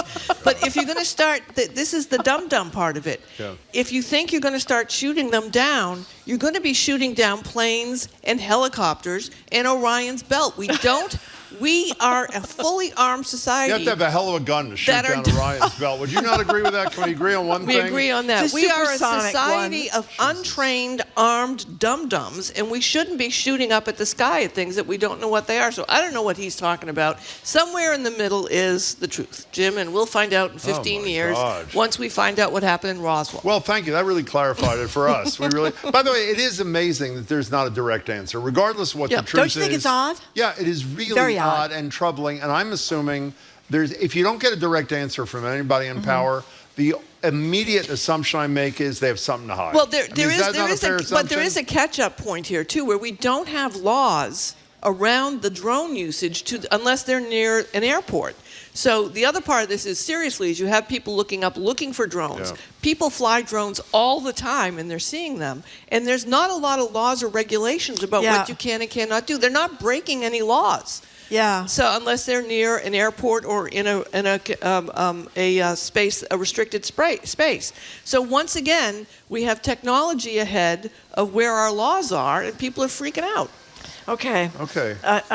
One person said that they lost power when they got close to the drone. Wasn't that kind of weird? Oh, but it's not a drone. It's a plane. It's not a plane. All right, it's Orion's belt. So it's not a whatever. Here's a story from Berkeley College. I was kind of surprised to read this from Berkeley College. It's written by a young man, Simon Amaya Price, who says in the piece, I'm a 20-year-old man. For 3 years I thought I was a woman, and now he wants to talk about his experience having he says he was bullied as a homophobic bullying as a teenager. He told his parents he was bisexual. Then he said he was a girl, and then he began to transition, but he never really got far because his father prevented him from doing it, blah, blah, blah. So this young man wanted to write about this in a project for something called Songwriting and Social Change in his class at Berkeley. And Berkeley said no because they were worried about safety concerns. It's a very interesting topic on a number of fronts. Remembering, of course, that there aren't a huge number of transgender individuals in the country. We're talking always about a small number of people, and of that small number of people, there are people, like in every other walk of life, who may start the transition process, gender transition, or complete it, and then decide that it was a mistake, and they would like to detransition. And they exist, and they have a voice, and obviously I don't have to say this, but they have a voice in the conversation. The problem becomes that folks who are against transgender treatment and transgender, existence, people, take these stories and weaponize them and say, look, you have this one person who changed their mind, so therefore no one should transition. And I mean, you think about all the decisions that you make as a young person, joining the military, getting married, having a baby that you might regret later in life. It makes sense that there would be people who feel this way. So I think, I won't speak for Berkeley, but their viewpoint might be, at this course that Simon Amaya Price, Songwriting and Social Change, was given this assignment to use his art at Berkeley and his music to share his experience and talk about something that was important. And his advisor originally approved the whole project. Went through the whole thing. Obviously it looks like very, very smart person, going to tell his side of the story in a very fair and balanced and emotional way, and it was shut down. And I'm sure Berkeley will say, because someone will weaponize this, But at the same time, we're back in that realm of free speech on the campus. He should be very much allowed to share his experience. Right. And his experience, and again, I think this speaks to the weaponization of it, reacting by shutting down this person's ability to tell their story because others might do something with it, I think is just the wrong answer. Well, also, the thing that troubles me is, Berkeley's saying it's a security issue, and if it is, that's a serious question. The advisor who originally approved then said there were some issues, allegedly, according to the writer, stopped returning his calls. Mm-hmm. And if he had a good excuse for canceling this, I assume he would have told Simon, here's why we can't do this. I'm sorry. The failure to take the call, I think, puts the burden back on Berkeley to explain why they're not suppressing this young man's speech. Right, and it's a freedom of expression issue, which he was asked to participate in. It's not like he went and said, let me make this thing happen. He was invited to share, and he proposed it. They said yes, and now they're saying no. The other thing is, according to the writer here, this young man at Berkeley, he says he got a torrent of hatred, threats of physical and sexual assault, wishes for my death from my fellow Berkeley students, which again surprised me because maybe this is being a stereotype. But I think of Berkeley kids as being musicians and not the sort of people that would be sending out death threats to somebody, and that's what this kid claims. There's something about trans issues that just drives people over the edge, even though, as you point out, there's 1% or less than 1%? Less than 1%. Way less than 1% in the United States, and you can extrapolate that out worldwide. And also, trans people in one way or another have been with society and humans forever. They have been celebrated in ancient texts as the people who were in between male and female, or lived with men if they were a woman, and vice versa. And it's. Part of this is just obviously fear, because I think there's such a small number. You don't get to know people. If you don't get to know people, therefore you get to, totally think that there's something terrible about them. And then, the other part of it is they get weaponized, and these terrible stories are told about things that rarely ever happen in the world, and they're being blamed on trans people. We should say MIT, and he ended up putting it on his presentation at MIT. Right. Speaking of First Amendment, TikTok is arguing the decision by Congress to either require ByteDance, the Chinese company that owns them, to shut it down or sell to an American company is violative of their First Amendment rights. They lost in the Court of Appeals. It's on its way to the Supreme Court. January 19th, the day before the inauguration, is the date that is triggered, sell or shut down. Here's what Trump had to say yesterday during his press conference. We'll take a look at TikTok. I have a warm spot in my heart for TikTok because I won youth by 34 points. And there are those that say that TikTok has something to do with it. There are those. I don't know why I even played that. So you do a TikTok thing? I do. I actually I have resisted being on TikTok because of the data sharing. On my work phone, I don't have TikTok because the Chinese government is probably just taking all of your data and doing whatever they want. I mean, I know all my data is everywhere. It's not like I'm crazy, like I don't want anyone to have it, but it does concern me. But I did 2 TikToks on election night, and I got like 1 million and 3 million views. And it's very addictive when, you have a successful TikTok, and it's You got 1 million and 3 million views? Yeah. We usually get 1 and 3 views. So it seems to me, first of all, half the American population and 1 billion people worldwide are doing this. And they're great. It's a great platform. It's very creative. It's fun. So what's going to happen? The Supreme Court is going to issue a stay while their ruling is pending. They're not going to let this well, there's a precedent. Grindr, which is the app that gay men use, and men looking for men, Mr. Right now as opposed to Mr. Right, as they say. Grindr was owned by a Chinese company, and they sold to an American owner and avoided all of this. I mean, there is a way to just avoid this by doing it. And Trump. I'm not sure the Chinese laws allow that. You may be right, by the way. I think that's one of the inhibitors, but I could be wrong. You know what the other issue is about this, which we don't, considering we both are obsessed with climate, I assume you are too, we got to mention this Bill McKibben last time. Yeah. The carbon footprint, listen to this carefully, it's not a misstatement. The carbon footprint of TikTok alone is larger than the carbon footprint of the country of Greece. Yep. Right behind it is YouTube. YouTube is worse. No, it's not.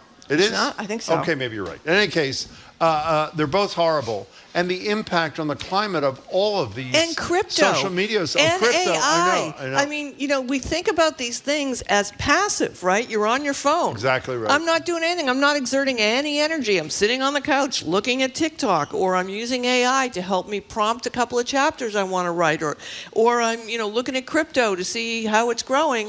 And meanwhile, it is sucking up tons and tons and tons of energy. Yeah, it is. I think it's the next frontier of what we have to think about, that you're actually not doing anything, right? You're not driving your car. You're not turning the heat up in the house. You're actually just sitting and thinking, and that energy is taking up a ton of energy. Okay, can we move on here? Marjorie and I are embarrassed to say, I think, that we're probably the only two people in this audience here who've never seen Malcolm in the Middle. Shame. Anybody not seen Malcolm in the Middle? One. Maybe There you 4 go. more people. We're not alone. 6 We're not people. alone. Okay, and by the way, I love Bryan Cranston, but I didn't love Bryan Cranston because I didn't know who he was when he was doing Malcolm in the Middle. Here's a little sound from a show that apparently, from the first moment it was on the air, exploded in the ratings. This is a clip from season 1. Hal, that's Bryan Cranston, hopes one of his sons will take the fall for something that Bryan Cranston, did. Here it is. Who wants to make $5? I need someone to take the fall. Oh my God. What did you do? I can't tell you. Yes or no, no questions asked. Oh my God! Make it 10. Done. Oh my God! You're a good son. I got him, honey! I got him, don't worry!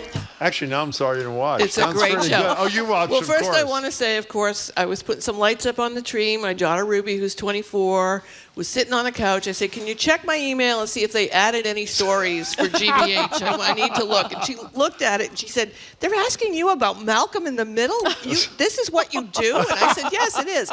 It's a great show. It is one of those, sort of like in the original Roseanne, where it looks like a real family, right? Real things happen in it. They're not overwhelmingly wealthy. They're not overwhelmingly weird. Muniz, who's in it, who has stopped acting, and he's actually race Malcolm, car. right? Malcolm. He plays Malcolm. He's a genius, so that's the kind of hook to it. But they're just working class, middle class folks, and the stuff. The dad, Bryan Cranston, is, especially if you haven't seen him as in this comedic role, he'll blow your mind the way he blew my mind when I started watching Breaking Bad after watching Malcolm in the Middle. It's a great show. Do we say it's coming back? It's coming 4 back. episodes. 4 episodes on Disney Plus. And all of the people who are in it are very good actors. Jane, I can never say her last name. Kasmarek. She used to be married to Bradley. Oh, from Mad Men. From Whitford from West Wing. Oh, West Wing. Sorry. So they were a Thank great you, couple when they were. I mean, they're still not. They're I'm still sure they're a great fine couple, individually, yeah. but they're they not were together. just Okay, hysterical together. The younger brother was in The Prince of, what was the Maine movie? The Prince of Ties? No, Maine. Goodnight, Princes. Maine. Sure, anyway, that's fine. You'll Okay, figure it out. But anyway, they're all very good actors, and the writing was exceptional. Okay, I have a question. You said it's going to be Disney Plus. Yes. Now, we know that Disney Plus are the ones who capitulated to Trump on the ABC thing. Does Disney Plus need to get Trump's approval before it brings back Malcolm in the Middle? Yeah, so the way I'm covering Trump is that I don't talk about anything he says until it's actually time to happen. So he'll say no, and then he'll say yes, and then he'll say, they were big fans of me over at Disney Plus. I won the youth vote by 35. 34%, yeah, so there exactly. you go. Yeah. Okay, before you go, the story that intrigued Marjorie and me the most is both of us like popcorn. Right. Both of us like popcorn with real butter, and when we go to a theater, we often go to a theater that we know serves real has butter. real butter. That's right. And as expensive as it is, like $12 for like a little like a thimble, it is not nearly as expensive as these popcorn buckets that are built to fit the theme or the characters of a thing, and in some cases sell for $50 in the theater. Yes. What is up with this? So these are, you might remember there was a time when you would get drinks, right? And the drinks would come with some kind of, when you go to Disney on Ice or the circus or something, you buy, or Disneyland, you buy these little cups and they're little keepsakes. You're buying, you're paying $0 for the soda and $1 billion for the cup. Well, the movie theaters are in a tough shape. They really are having a hard time. And the concessions have always been where their profit comes from.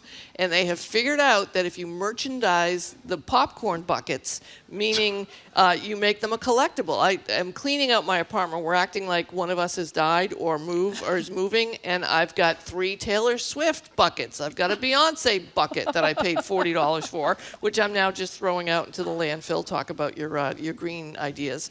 So it's a way for the movie theaters to actually make some incremental money.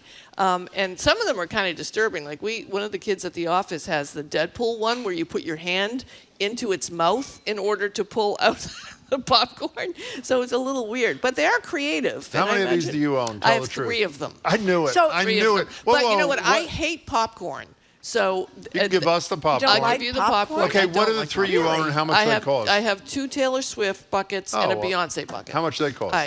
So here's my question: Probably, if you don't care about the bucket, you just want the popcorn, can you get it? Yeah, without you can the still bucket? get it, but you stand there with your kid. I mean, Yeah. this is also what I love. Like when you go, you see, and I'll be a little sexist here. The dad's there with the kids, right? The mom's not there, and the kids see the collectible bucket, right? And they just start like, Dad, we have to get the bucket. He's like, we're not getting the bucket. Then he gets 3 buckets, and I can just imagine him going home with these 3 buckets with For the 3 kids. $95. With the wife is like, why are you bringing more junk into the house? And then finds out he spent $150 on 3 buckets. But hey, we're saving the movie theaters, Jim. By the way, if people think this is an insignificant story, I may get the number wrong. If I did, from the stories we read, the movie industry made something like $150 million last year just from the damn popcorn buckets. Buckets, right? Yeah. I mean, incredible. it's they are doing everything they can to get you back into the theater, and they are trying still to make up money that they lost during COVID and just the changes in the industry. One last thing before you go, because we're out of time. When the podcast is put together, I think the decision is being made right now. We're going to delete the segment where you attempt to describe the drone situation. Are you okay with that? Because that really added nothing to the conversation. I think you all are looking up Orion's belt right now. Exactly. And saying, oh, I can see how it would look like a drone array. I think you described it perfectly. Thank you. With No, a lot you of the don't. detail and the context that we needed to Thank you. understand this American Don't mystery fly story. drones near the airport. That's Fine. Right. Don't shoot the drones down. Do not shine lasers up at things. Fine. That's right. Sue O'Connell will You're be welcome. co-hosting with Andrew Cabral tomorrow. More while Margie drone and I talk. have one day off More drone here at talk. the Boston Public Library. Sue O'Connell, it's Thank great you. to see you. That's right. We've been speaking with Sue O'Connell, co-publisher of Bay Windows and South End News, political commentator of NBC 10 Boston, and she'll be co-hosting, as Jim said, with Andrew Cabral tomorrow here at the library. Up next, the head of the ACLU of Massachusetts, Carol Rose, talks about a damning report from the Department of Justice regarding the Worcester police and Americans plummeting respect for our court system. What ABC News Trump settled, and the ABC News Trump settlement with George Stephanopoulos means for freedom of the press. That was a $15 million settlement. You're listening to Boston Public Radio, 89.7 GBH.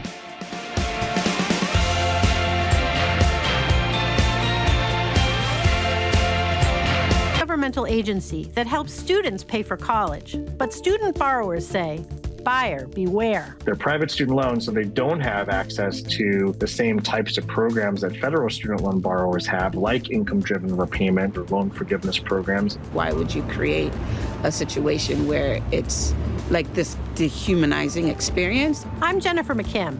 You can find the rest of that story online at gbhnews.org.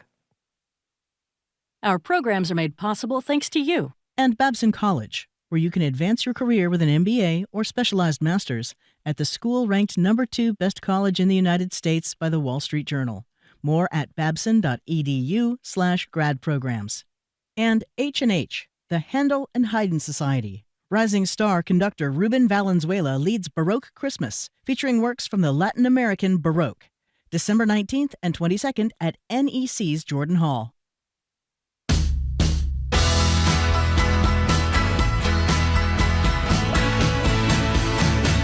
Welcome back to Boston Public Radio. Jim Browdy, Marjorie Egan, live at the library, streaming youtube.com/GBH News. A reminder about our text segment. It's basically to settle a dispute between Marjorie and me. She doesn't want to do our moldy old chestnuts anymore. You know, Christmas tree lights, real versus fake tree, regifting. Of course, and I'm assuming the listeners do want to do it. You can settle it by texting us at 877-301-8970.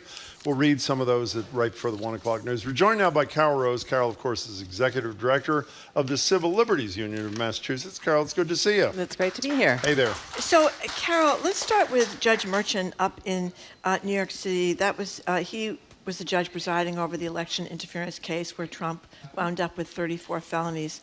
He's made a decision on how this case goes forward. Yeah, well, What'd you say? I think the judge has the right to make that decision about a case going forward. You know, it's a question of whether it's going to go forward while Trump's in office or later. But I think, that's the courts are pretty deferential to themselves. But the most important thing here is not going forward, in my opinion, going forward, but that he's decided that the insanely broad immunity decision of the Supreme Court doesn't apply to this case. It was a local issue. It was a personal. It didn't take place as part of being president. Exactly. It was not an official act in any way. Exactly. The testimony, a couple of examples of testimony that did involve official acts, he suggested were inconsequential. Right. So the felonies stand. It's unclear if he'll ever be sentenced or whatever. Yeah. But the 34 felonies stand. Yeah. And I think that's how it should be. But it can't go forward until after he's out of the White House. Is that Right, in terms correct? of the sentencing. Okay, all right. So that's something, I guess, in terms of some kind of accountability that a lot of us have been looking for. Well, even without a sentencing, it says that this immunity decision, which again, I think most sane people think is, it basically says the president can break any law that he or she wants, does have some limits, even if they're modest. And this is one, so it's a good We'll take it. We will. Okay, so the Department of Justice has done an investigation of the Worcester police, and it's pretty damning. What'd they find? It's unbelievably damning. I actually spent time reading it last night, and what they found is a whole range of a pattern and practice of everything from excessive use of force, hitting people in the head, using dogs to bite people, and also misconduct with regard to engaging in sexual acts with people. Whether it's with people who are alleged prostitutes and actually threatening them that if they don't engage in sexual acts, they're going to get arrested. Also not being good in terms of how they're responding to reports of sexual abuse. And then on top of everything else, you have excessive force, you have misconduct, violating due process and the Fourth Amendment both. And at the same time, you have these racial disparities that come up so that the people who are the primary victims of misconduct by Worcester police officials are going to be people who are black and brown in Worcester. And so you see these, we don't know whether it's the reason, but we see the disparities. There's a correlation. And so what really matters now is that we take steps. And this is the second time a city in Massachusetts has been targeted by the Department of Justice. So they found misconduct in Springfield, Massachusetts a few years ago, and now we have this report from Worcester. So the next and most important thing is that now state officials need to take action, both to make sure, and city officials, both to make sure that police are held accountable, but also that prosecutors need to go back to all the people whose criminal charges might have been, affected by this negatively, and make sure that the evidence is given over to the defense bar so that people who were wrongly convicted because of police misconduct can now have those charges revisited. A couple of things here. Marjorie and I talked about this briefly the other day on the air. We were waiting for you to come to go a little bit more depth. Unlike Springfield, where the Department of Justice entered into a consent decree where the city of Springfield and the cops agreed to do certain things to fix the problems. Right. Here there's no consent decree, and you said it's up to state and local officials, which is fine. Why didn't the federal government, the DOJ, go the whole 9 yards and say, we found these things, and either you agree to this consent decree, or when we make the announcement last week, we're going to sue you. They didn't do either. Well, I think there's two things. I mean, one is they can still do it. I think there's a timing issue because we're going to have a very different U.S. attorney who's going to be in office. So I think, they wanted to get the evidence out, and now the evidence is out, and nothing that happens going forward can make the evidence go away.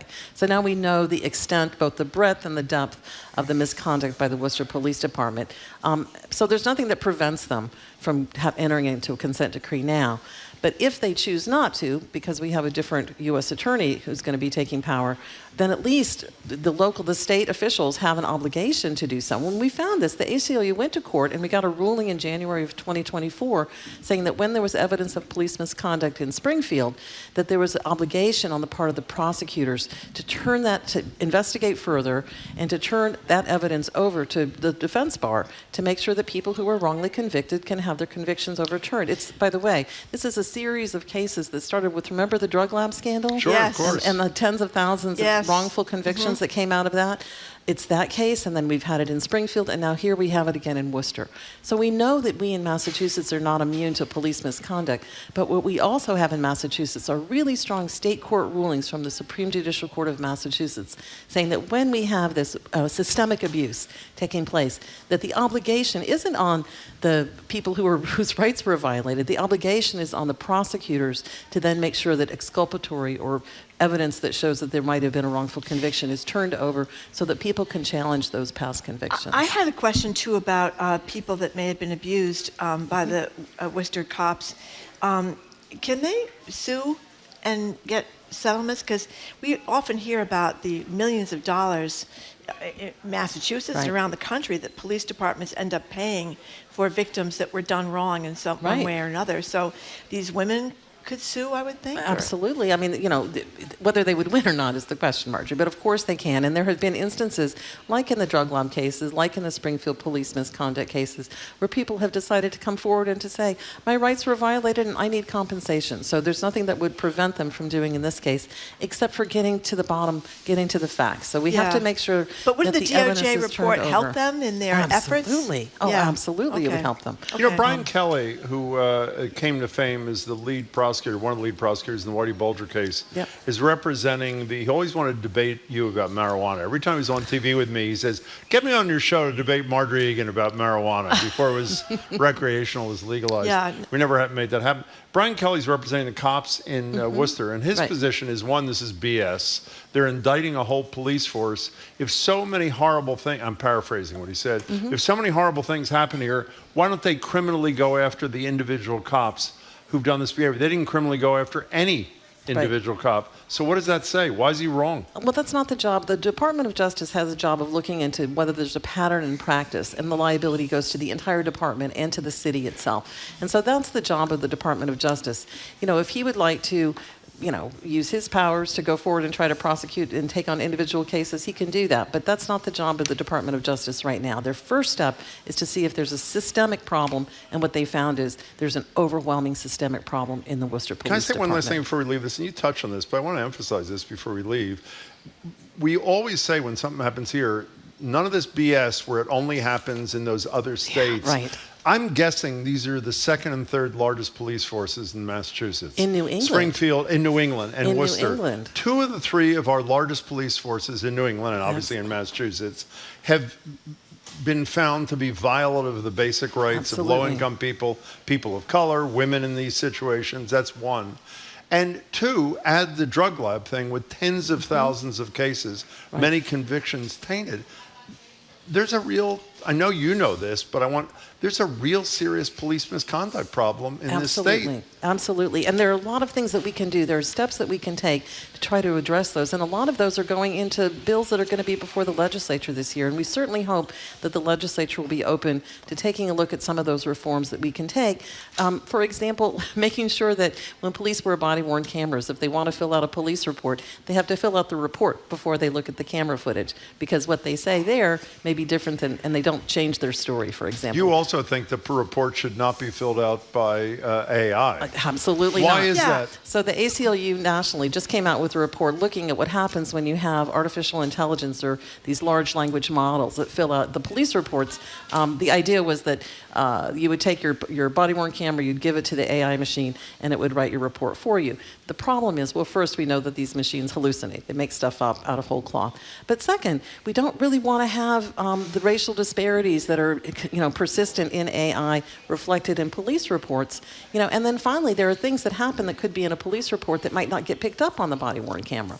So for all sorts of reasons, especially because they're just unreliable and tend to reflect racist tropes, because that's what the data in reflects racist patterns, so the data out reflects racist patterns. Is there any police force in Massachusetts currently using AI to write reports? No, but I did hear that Chicopee was looking into it. So we're hoping that this report that came out will prevent them and put some guardrails up and say, no, we need to have actual police officers writing their own reports. So we all read about ABC News deciding to settle a case involving George Stephanopoulos' show. I think it's on Sunday mornings. I forget the name of it. Yeah. Maybe it's this week with George Stephanopoulos or something like that. Anyway, paid $15 million is going to go toward Trump's library because George Stephanopoulos referred to the president having been found liable for rape instead of having been liable for sexual abuse, even though the whole situation is very murky. New York law says one thing about what rape is. Massachusetts says another thing. In Massachusetts, it would have been rape. That's right. Digital rape. It was digital rape. Yes. But in any case, they settled, which is pretty surprising given the facts at hand. So what do you think is going to happen to the press in terms of Trump threatening to go after all these people? He's gone after the New York Times for billions of dollars. He wants to go after 60 Minutes for billions of dollars, or I think he already has. Right. So he's going You see the story this morning? He's suing the Iowa, the Des Moines Register because of the poll that was so wrong. And by the way, and that pollster had a great reputation. She obviously goofed big time on this poll, but she had a great reputation for accuracy. But and for those who say, well, obviously there's no case there, what's the big deal? There's a modest-sized newspaper could go out of business going up against the guy who has unlimited resources, right? Whose best friend is the richest man in the world. And so, how worried? I mean, and we know about the LA Times and the Washington Post and these editorials. How worried are you about this? Well, we're incredibly worried about it. And I think the one thing that people need to understand is that the seminal law, New York Times versus Sullivan, which came out in the 1960s, that was when white Southern officials, remember that? They tried to sue for defamation and libel, saying that because the New York Times was covering the civil rights movement, Dr. Martin Luther King's movement, and John Lewis's movement, that somehow they were being defamed as a group, right? And so the Supreme Court came in and said, no, you can't do that. You can't hold journalists to a standard that if they got one little thing wrong, that some minor fact wrong, that somehow they could be sued and put out of business, because that was the whole point, was to try to sue the New York Times so that they wouldn't cover the civil rights movement and so that the American people wouldn't know what was going on. And now, once again, we're revisiting that law, and we've had indications from a couple of the Supreme Court justices that they're open to overturning those laws that would make it incredibly challenging for journalists to not only report, but to even talk about anything for fear you might have a misstatement of some kind. And in this case, for example, George Stephanopoulos, saying that it was rape rather than digital rape, like that falls within the ambit of what would be acceptable for a public figure like Donald Trump. Also, the judge in his decision said, based upon the finding of sexual abuse, you should not conclude that rape was not proven, even under the narrow definition of New York State. Of the New York State. So, I mean, part of the problem here is that by settling this for $15 million a lot of money. And plus attorney's fees and things like that, it really sends a signal that win or lose, it's worth it for really rich people to try to sue the newspapers, to try to sue the radio stations, to sue individual journalists, to silence them, because very few people can afford to fight these lawsuits, right? And so it's just incredibly damaging and incredibly disappointing that ABC agreed to this settlement. Disney, who owns ABC? Yeah, Disney. And so I think it's really dangerous for our democracy. And it's just one of the bits of attacks we're going to see. I think, we talk a lot about the threats that are coming in the oncoming administration, but I think one of the most fundamental are threats to journalism and to journalists, because, journalism is so fundamental to our democracy. People have a right to know what's going on. And if you look at any authoritarian regime around the globe, the first thing they try to do is to take control of the media. And so we need to fight back.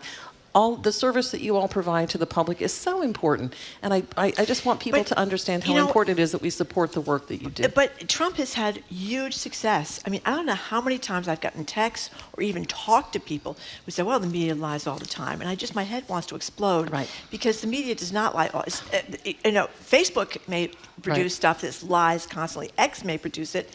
If you listen to some of these shows that are so popular, like the Joe Rogan show. I mean, I've listened to that show enough to know he's a very charming guy. He's very talented at what he does. But many times when people pronounce outright lies, he doesn't correct those lies during his program. So I think it's just like during the debate that Trump got really mad about. Remember the ABC debate? That was another reason he's going after ABC when they fact-checked him during the debate. But when you don't fact-check, you have people thinking, well, those Democrats want to murder babies on the delivery room table because nobody corrected him in the debate when he said that. Right. And they think it can't get on television. So it's very... So, we're really up against, and this goes back to sort of, we were talking about artificial intelligence before, we were talking about attacks on the media. We're really up against a crisis of disinformation in our democracy. And I think talking about it, naming it, like you all are doing here today, is incredibly important. And by the way, for those people who, don't like ABC or the New York Times or the, legacy media, understand that the same threats that they're facing are going to be the same threats to individual bloggers and to Joe Rogan and to other people. So it's not limited to the legacy media. It's talking about politics. But ABC has made our case that much more difficult because every time Marjorie Egan says, as she always does, a person who was a journalist for most of her career, they don't lie. I mean, the vast... People are going to say, why did ABC pay $15 million if they don't lie? I don't know. It's really difficult. And as I've said a million times, why not say it one more time?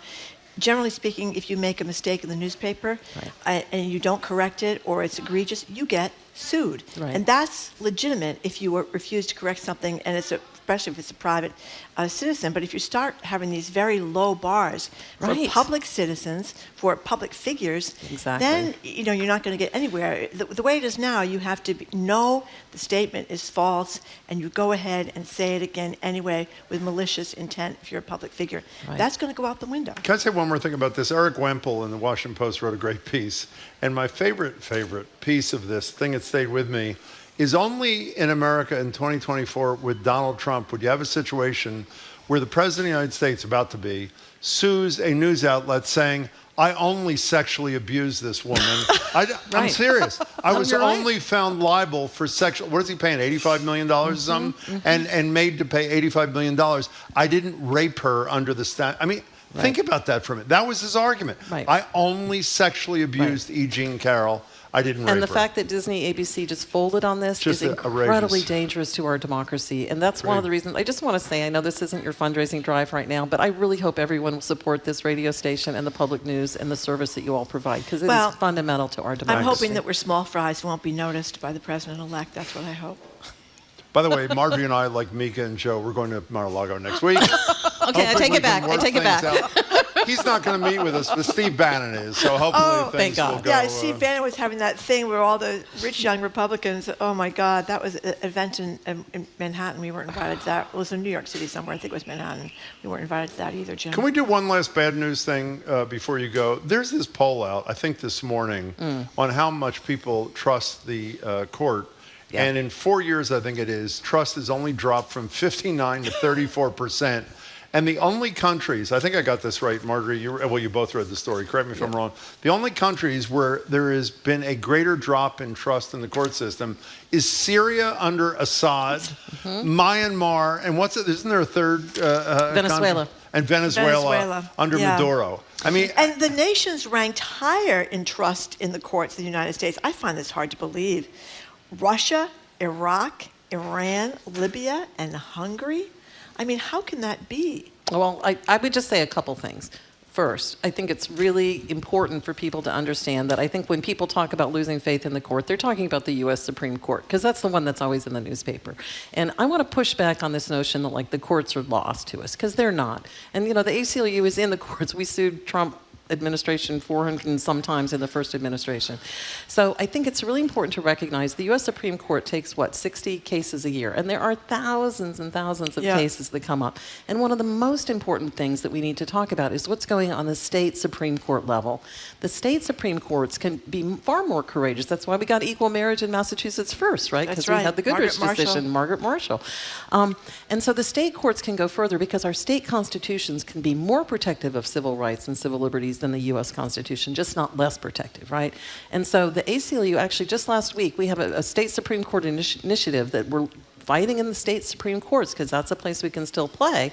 And what we found here is that Massachusetts Supreme Judicial Court ranked top in the nation in all of the categories that had to do with transparency. So, transparency. Timely publication of pending case names and docket numbers, timely publication of questions presented in pending cases, free and timely public access to the docket and list of filings, and free and timely public access to the state Supreme Court briefs. So okay, they're very I hear you, unusual. but you know what the problem is, and I know you know this. When the Supreme Court issues a ruling that Donald Trump does not like, he is going to say, nobody in America trusts this court, and neither do I. Right. And because you don't trust them, I don't trust them, and I'm not going to obey. And you know what people are going to do? They're going to cheer that he's standing up to a to a ruling of the Supreme Court because of this total which is very scary. disappearance Which is of very trust. scary. However, I think Joe Biden has now surpassed appointments of numbers of judges than Trump did. So that's a good. I mean, they screwed that person. I think the Muslim guy the other day, but they did make that agreement that allowed them to put more judges in the courts, which I think matters a lot. It matters who's a that lot. guy down in Texas? The guy that thinks we should ban IVF. What's his name? Kismar. Something like that. And Nyland Cannon. We got to go. They're always filing their cases down in that judge's court. As always, I want to leave you with hope. There is hope, and I just think it's really important. If people want to learn more about how they can get involved and join the ACLU Action Team, go to www.aclum.org and join the resistance. Excellent. Thanks. Okay. Nice to see you, Carol Rose. Thank you very much, Carol Rose. Carol Rose is the Executive Director of the American Civil Liberties Union of Massachusetts. Thank you very much, Carol, again for coming in. Up next, our text segment of the day. Can we finally put these moldy chestnuts to rest, I hope? That's the thing that Jim keeps insisting we keep talking about, even though we've been talking about them constantly for 20 years. Should you have white lights versus colored light? Should you have a fake tree versus a real tree? Should you regift? All these things he wants to keep dragging out. Are you sick of hearing these things like I am, or do you want to keep going on endlessly with the same debates? You're listening to Boston Public Radio, 89.7 GBH. The holidays can be joyful, but they can also amplify sadness and grief. Now, more and more churches are making room for these emotions at Christmas time. There is a lot of relief and healing in just being able to say, here is what I'm holding, and for somebody else to say, let me hold it with you. I'm Elsa Chang. That story on All Things Considered from NPR News. Today at 4, here on GBH News 89.7. Support for our programs comes from you. And Rogers Fish Company, founded by Roger Berkowitz. You can give the gift of New England seafood dishes, including double clam chowder, crab cakes, lobster, and fish, delivered to your doorstep. Online ordering at rogersfishco.com. And the Fair Housing Alliance of Massachusetts, working to end voucher-based and other forms of housing discrimination by providing legal services, education, and community resources to the Commonwealth. MAFHAM.org.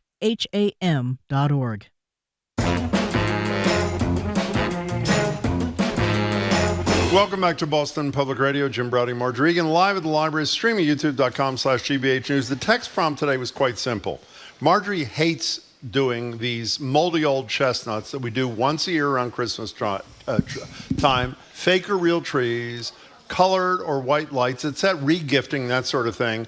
I think it's hugely important that we continue that tradition, and we decided we'd allow you to weigh in. What do people have to say, Marjorie? Well, we're divided, Jim. Texter says, ditch the chestnuts, they get tiresome. And the next texter says, keep the moldy chestnuts coming. Here's Kim in Norton, who says, for the love of all things good, enough with the moldy chestnuts. They are stinky, and they make me groan. There's always something new to talk about. And Zoe says to this texter, Kim, have you ever tried to pitch a novel idea to Jim Browdy at 8 o'clock in the morning? That's an excellent point. That would be our Zoe, by the way. Anonymous texter says, get rid of the old chestnuts, new Grape Christmas stockings, finding stocking stuffers. Why are you only reading the ones that agree with you, by the way? Every single one agrees with you so far. Do we have one? Oh, excuse me. Do we have one? Here's one. Here's one. An anonymous texter on your side, Jim. Yeah. Going into the next 4 years, never have we needed a wide variety of moldy old chestnuts more.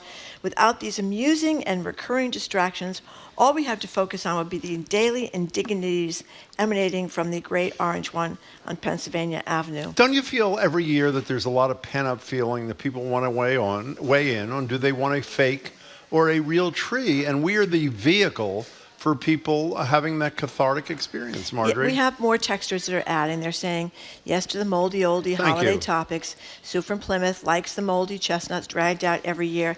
Carol from Ipswich has a little essay here. I'll only read part of it. Oh, please. Jim and Marjorie, on behalf of moldy chestnuts, I actually love chestnuts. I keep many fresh chestnuts, and I roast them every Christmas season. Fabulous. The real origin of chestnuts over an open fire actually comes from Spain and Mexico. Wow. Used on the Day of the Dead to honor the dead dead in cemeteries. Like bonfires, the children roast chestnuts. They even have a chestnut song in Spain. Wow. So Carol from Ipswich is all in favor of the roasted chestnut, and although I love you, keeping of the moldy chestnut programming makes me smile. She does want to do a separate show on the value and greatness of the chestnut. That's happening. By the way, one of our coworkers, this is you, Zoe, new tagline for the show, amusing and recurring distraction, right here on Boston Public Radio. So I would say the votes, if we had to total them up, are with me. Is that not a fair statement? I would say it's 50-50 because a lot of new ones just came in, Jim, and people are kind of You know what happens? more on my side. I win on a tie. That's it. I mean, who does not want to talk about this stuff besides you? These people are just, by the way, they are saying this to please you. They're not saying it because they believe it. Okay. I know it, and it will continue. All right, up Tomorrow, re-gifting right Tomorrow. here. I think we've already done re-gifting. Let's do it again. Okay, thanks for playing along with our text about a vehicle that no longer works for you. Put it to work for GBH. When you donate before year's end, you'll earn a possible tax advantage and you'll support the news you trust. Learn more at gbh.org/vehicle donation. Support for GBH comes from you. And MSI United States, bringing reproductive health care and all the opportunity that comes. News. What matters to you. putting phone and text lines. When it comes to holiday presents, the gift card tends to get a bad rap. But if all anyone wants is cash for the holidays, what difference does it make if it comes in the form of a little plastic card? When the holidays have us all feeling spent, maybe a gift card is just the thing. You'll let us know how you feel, call or text. All that's ahead. Boston Public Radio, 89.7 GBH. Also, some of those dubbed fake electors in the 2020 election are back, casting real votes today on behalf of their states in favor of Trump. NPR's Hansi Lo Wang reports these Republican electors still face criminal charges related to efforts to overturn election results from 4 years ago. 8 of the Republican electors this year for President-elect Donald Trump have been indicted in Michigan and Nevada. 4 years ago, they sent false certificates to state and federal officials, claiming that Trump had won those states' 2020 electoral votes. Those documents became part of the failed attempt to overturn those election results that culminated in the January 6th insurrection. Now in Michigan, cases against 6 of those returning electors are working their way through state court after the Democratic Michigan Attorney General announced charges last year. In Nevada, state prosecutors filed new forgery charges this month against 2 returning electors. There are also ongoing prosecutions in Arizona and Georgia against pro-Trump electors from 2020 who are not set to cast their state's electoral votes today. Hansi Lo Wang, NPR News. With Syrian dictator Bashar al-Assad deposed, survivors of chemical attacks his forces carried out say they can finally tell their stories. NPR's Leila Fadel has more from Damascus. For 6 years, Tawfiq Diab wasn't allowed to say how his 4 children and his wife were killed on a spring day in 2018 in a Damascus suburb. Diab says Syrian intelligence forced him to deny that toxic chlorine gas was dropped on his building and that it killed his whole family, his brother and his brother's family. There were 12 of 42 people who died that day. Only now that Assad is gone can he finally say how they were killed and demand that the attack is reinvestigated and his family's killers are prosecuted in court. Leila Fadel, NPR News, Damascus. A federal judge has granted lawyers for former Minneapolis police officer Derek Chauvin access to examine samples of George Floyd's heart tissue. Chauvin's in prison for violating Floyd's civil rights and murdering him in 2020. Minnesota Public Radio Matt Sepik has more. It's the latest update amid the state's efforts to curb what they consider misleading tactics from facilities of its kind. GBH's Hannah Reale has the story. Abortion rights advocates say Abundant Hope Pregnancy Resource Center operated one of more than 30 anti-abortion centers across Massachusetts. The facility was located next to a clinic that does offer abortions. The 2 buildings share a driveway. That clinic recently sued, claiming Abundant Hope used underhanded methods to intercept their patients. The center has also faced scrutiny from the state for allegedly advertising services on its website it didn't have a license to provide. A call to Abundant Hope confirmed it's currently closed, though it's not clear when or why it shut down. Hannah Reale, GBH News, 89.7. The town of Brookline is another step closer to settling a class action lawsuit regarding unpaid overtime wages at the Brookline Fire Department. Town officials have tentatively agreed to pay more than $101,000 to them. Now in Boston, this is GBH News. Support for NPR comes from NPR stations. Other contributors include Charles Schwab, offering investors choices like full-service wealth management, advice, investing, and trading on thinkorswim. Learn more at schwab.com. And the listeners who support this NPR station.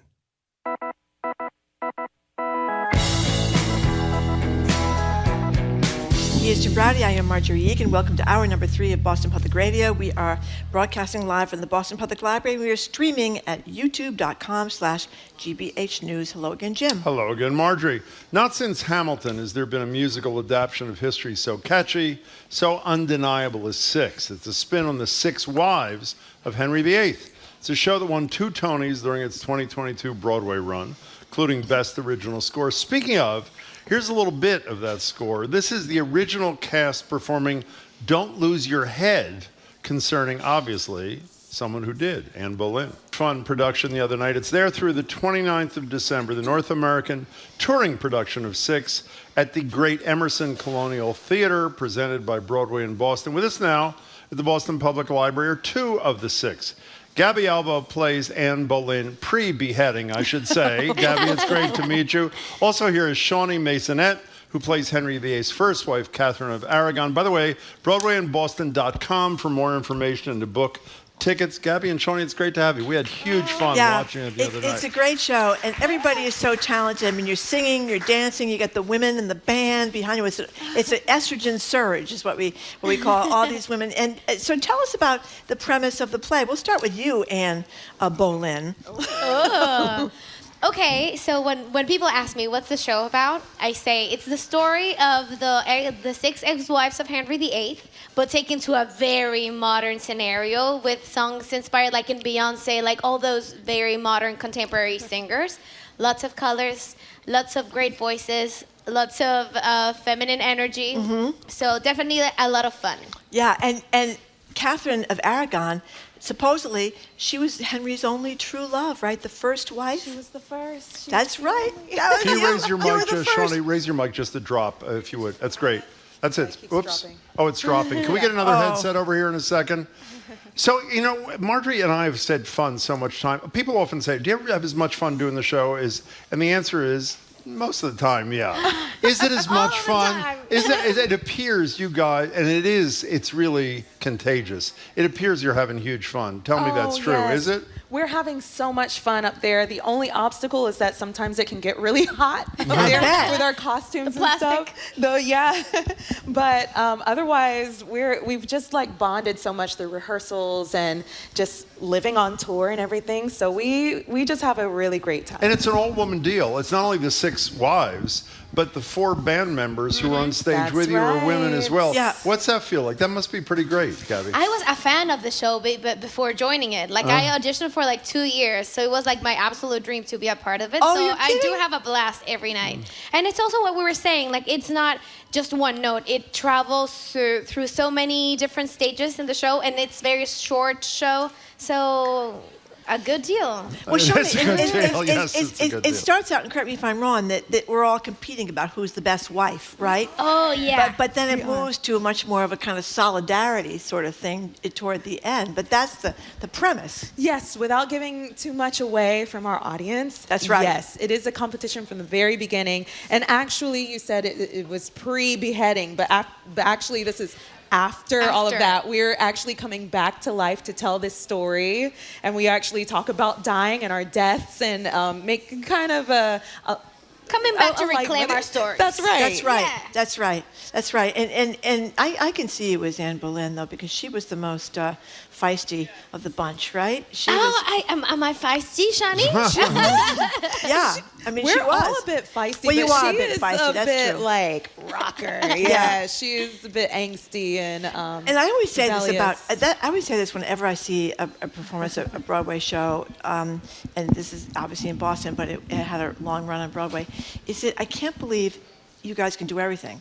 You can sing, you can dance. You can sing while you're dancing, which isn't easy because it takes an incredible good breath to be able to do that. The whole, Stamina is I mean, it's like, it's not just in the movies. They're where you acting just- too, you know, singing, They're dancing, acting, and acting. but it's yeah. not just like in the movies where you can get 17 takes to get that love scene perfectly. I mean, you got to do right. it. You gotta be in the moment. There's pressure. The magic of live theater. But actually, the audience in this particular show is a very important piece of the puzzle. How so?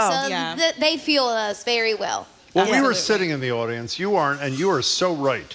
I mean, this is, you know, all the reviews you've read them, I'm sure, say it's part play, part musical, part concert. Mm-hmm. And it felt in the theater concert-like. I mean, people about a minute and a half into the show. Are you the first? Are you the first of the six? Right. And they go in order. Well, in some order. It's one. Each of them perform solo, backed up by their colleagues, and about a minute into your shtick there, the place is wild, like they're at some concert. And I watch the audience. Marjorie knows this. When I go, I like watching the audience as much as I like watching the people on the stage. And the joy in the room was totally incredible. Now, we probably shouldn't say the following because it shows that we're commoners, but we'll do it anyway. We both were attracted by the fact that it was 80 minutes and there was no intermission. Oh, absolutely. It goes by so quickly. So you're good with that too? Yeah, we're good with that. Yeah. Because it's a go, go, go. They say this one is a sprint. It's not a marathon. As a normal musical theater. This is go, go, go. Never stop. So do you? I know you're not in the theater business. You're in the performance business. But I assume that one of the reasons there's intermission is not only to break up a long play, but for the theater to make a lot of money selling drinks and whatever else they do and food. But you don't give a damn about that. You just want to do your job, right? Yes. Okay. That's it. Fine. I mean, this is definitely a theater thing, but But it is like very brilliantly said because in a show you're always like with a fourth wall. I don't know if people know what the fourth wall is. No, what's the fourth wall? We're in our wall, you know, like we don't pay attention to the audience. But here you are a part of the show. So we are acting, but we're acting with you. Yeah, there's a lot of interaction back and forth. Do you know how this all came about? Because it's a very clever idea, the way this playwright did this. How did this happen? Do you know? Okay. I think it's actually a school project that turned into this Wasn't huge it two guys at worldwide Cambridge phenomenon. or something? Well, as in Cambridge, I think in the UK rather than here. Yeah. Okay. Well, none of us know. So let's move on. But I mean, it is a very different way to have these women competing at the start for the which one is the best wife, and telling their little life stories and griping about the little, you know, little. I shouldn't use the word catfighting. I just did, but it's not catfighting. But it's like the jealousies and the competition and all that. But there's a feminist theme too. There is a feminist theme. Yes, there is. Actually, the competition is like who suffered the most with him. Yes. Who went through the worst time with him. That's a competition. That's actually. right. Yeah. Well, so I'm always intrigued by these ensemble casts, which you have. You mentioned a couple of seconds ago, Chani, how great it was, your fellow players. Did anybody know anybody of the six of you? Not the music. Did anybody know anybody before you performed? A couple of them started this tour before we did. We came in. Oh, you're the last. Oh, I just read. We're yeah, new you were, ones. yeah. Yeah, we had 3 new girls that were added to the cast. But I think Danny, who plays Cleves, and Alize, who plays Howard, and They Kelly. had the route, but she was an alternate, and now she's the Seymour. Yeah. Poor Cleves. She was the ugly wife. Remember, Henry saw her portrait and thought she looked good. Then she showed up, and she didn't look like she looked in the portrait. Cleves gets rid of her like in 6 months. Isn't that funny? Yeah. So tell me, and we'll start with you, Gaby. How did this happen for you? I mean, this is a pretty big deal to be starring in this show. Did you start singing in 3rd grade, or did you sing in the choir? Or Oh my God, we would be here for like 10 hours because I'm actually from Mexico City. You are? So yeah, I didn't have a visa like 4 days before starting rehearsals, so that was really stressful. Oh! So yeah, there's a story, but like how I started doing this. I was a very shy child, so I would never imagine to be the King Henry's ex-wife like so many years after. Yep. Yeah. So what did you start singing in high school, or did you do it? You know what? Later? I think the breaking point was when I was around 14. I was in the hair salon, and I was singing with my iPod, and the hairdresser came to me, and she's like, "Gaby, you're such a bad singer. I have a friend that's a voice teacher. Why don't you go and give it a try?" And that just changed my life. Yeah. And the dancing. I mean, how'd that happen? I was a gymnast for a long time. You were. I was a very sporty girl, so I think I had like the ability. But then I started dancing when I was like 18, like much older. Yeah. And how about you, Chani? I've been doing this forever. You have? I grew up in a musical family, and that always kept us in like church and dance and the arts and all of that. whether we had money or not, my mom was a very talented musician. Really? And What kind of musician? She was a pianist for our church. And she directed our choir and many choirs in our little town in Georgia. And she started a singing group with me and my sisters.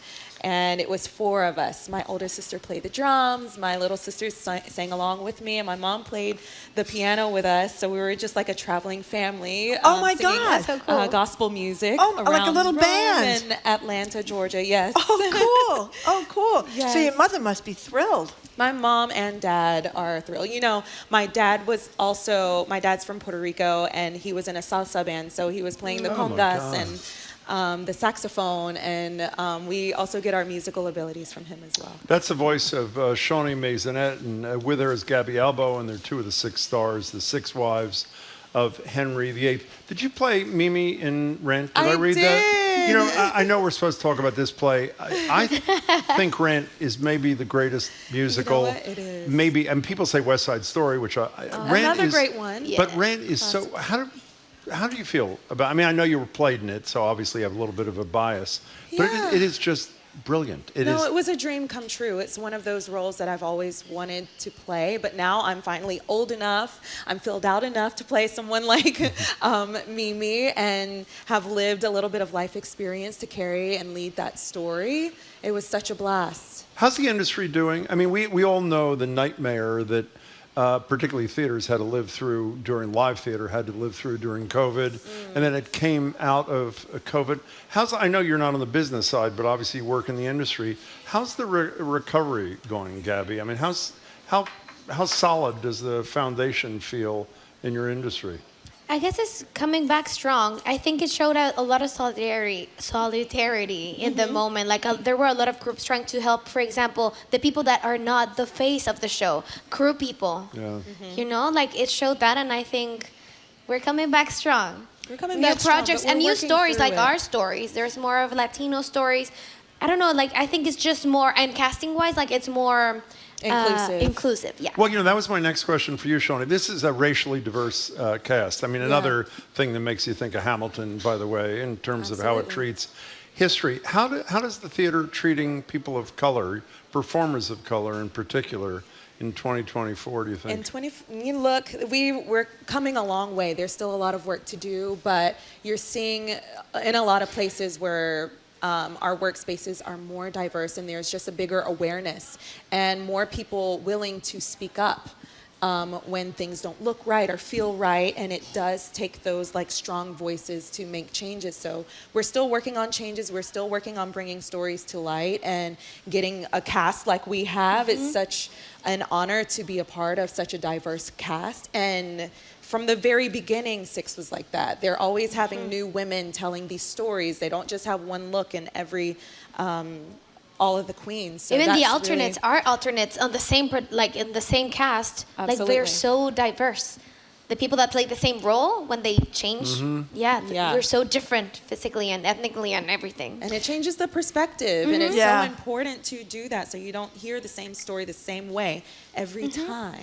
And there was one queen that was very, very tall. Yeah, and one queen that was not so tall. That would be me. you. tell us, I always mispronounce the last name. It's Estefan. Estefan. Gloria Estefan. Estefan. Sorry, I always mispronounce her name. What was that like? You played her. It was a life-changing experience for sure.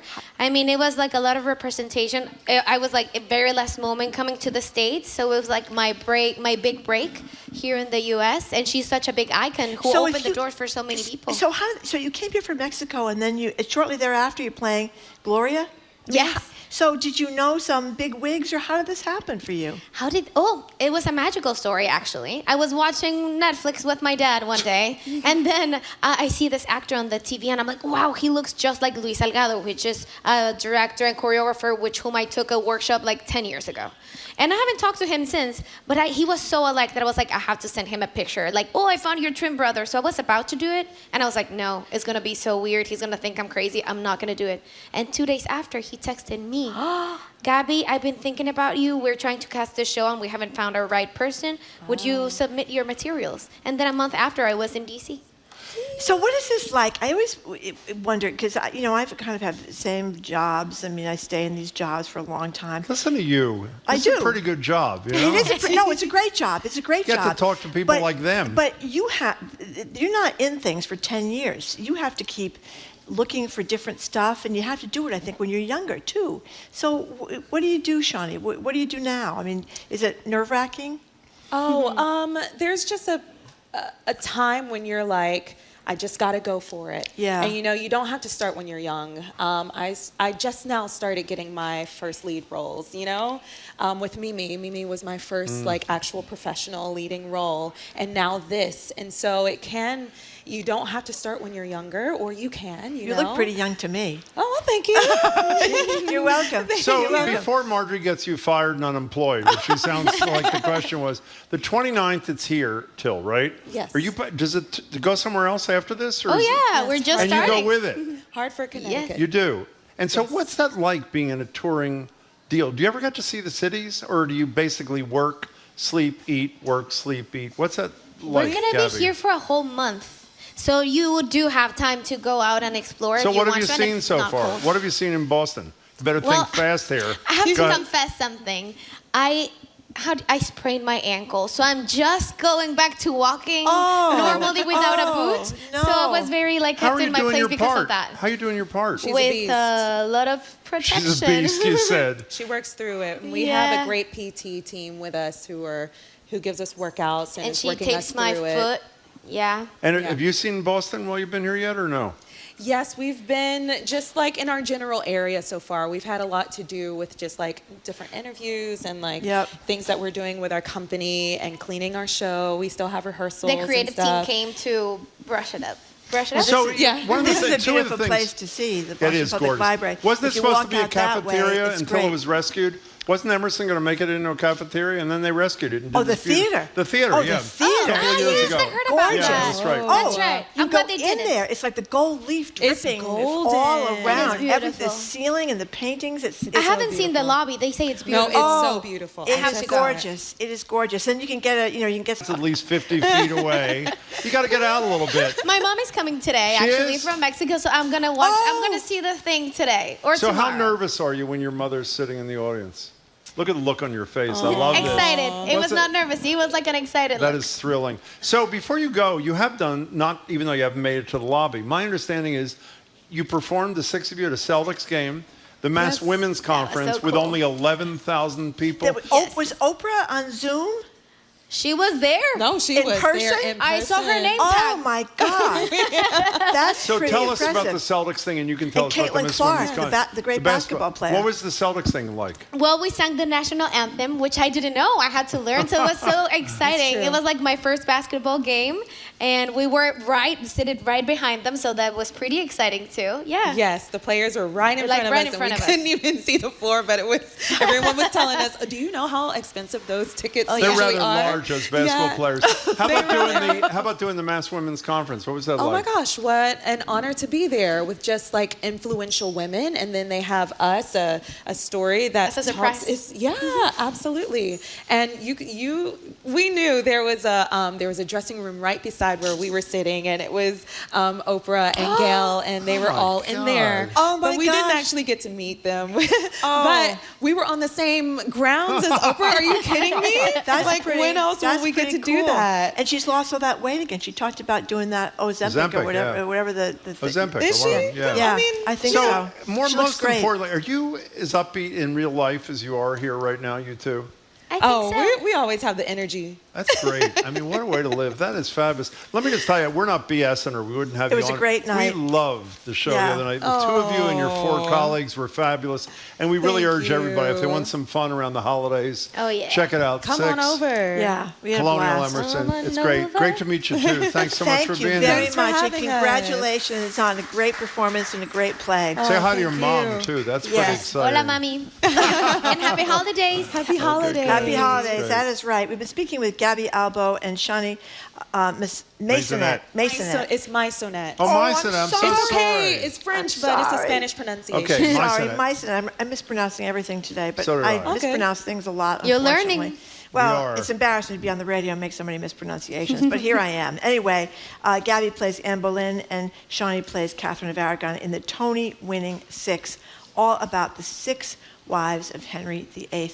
Thank you very much, Thank you and both. again, It was really great. congratulations. Thank you. Okay, the U.S. touring production is performing at the Emerson Colonial Theater right now through the 29th of December. Thanks to the team at Broadway in Boston. The Emerson Colonial Theater, as we said, looks absolutely gorgeous, and the play is really fun. For more information and to book tickets, go to BroadwayInBoston.com. That's BroadwayInBoston.com. Okay, up next, we're opening up the phone and text lines, asking about Christmas giving. Are gift cards really that disrespectful of a gift if most people say they just want money? Oh, wait. Stop the music. They're talking to each other. Let's hear what they have to say before we introduce this segment. What? Are gift cards, let's start with you, Gaby. Gift cards and cash, okay as a gift? I'm sure for some people. That means no. Oh, no, I can tell. Okay, How that's no. about you, Chani? Gift cards and cash? A gift card or cash. Give it to me. I'm with you. Okay, there we go. All Thank right, you both. thank you very much. You're listening to Boston Public Radio, 89.7 GBH, 877-301-8970 if you want to weigh in on the gift cards versus cash. This is not one of Jim's old yes, it chestnuts, is. but it's close. You're listening to Boston Public Radio, 89.7 GBH, broadcasting live from the Boston Public Library and streaming at YouTube.com. Has the value of creating relationships to help clients protect their wealth. More at CambridgeTrust.com. And the Box Center, presenting Anthony Williams's Urban Nutcracker, a holiday classic reimagined for the city you love, celebrating diversity through the art of dance. At the Box Center Schubert Theater, December 14th through the 22nd. Tickets at boxcenter.org.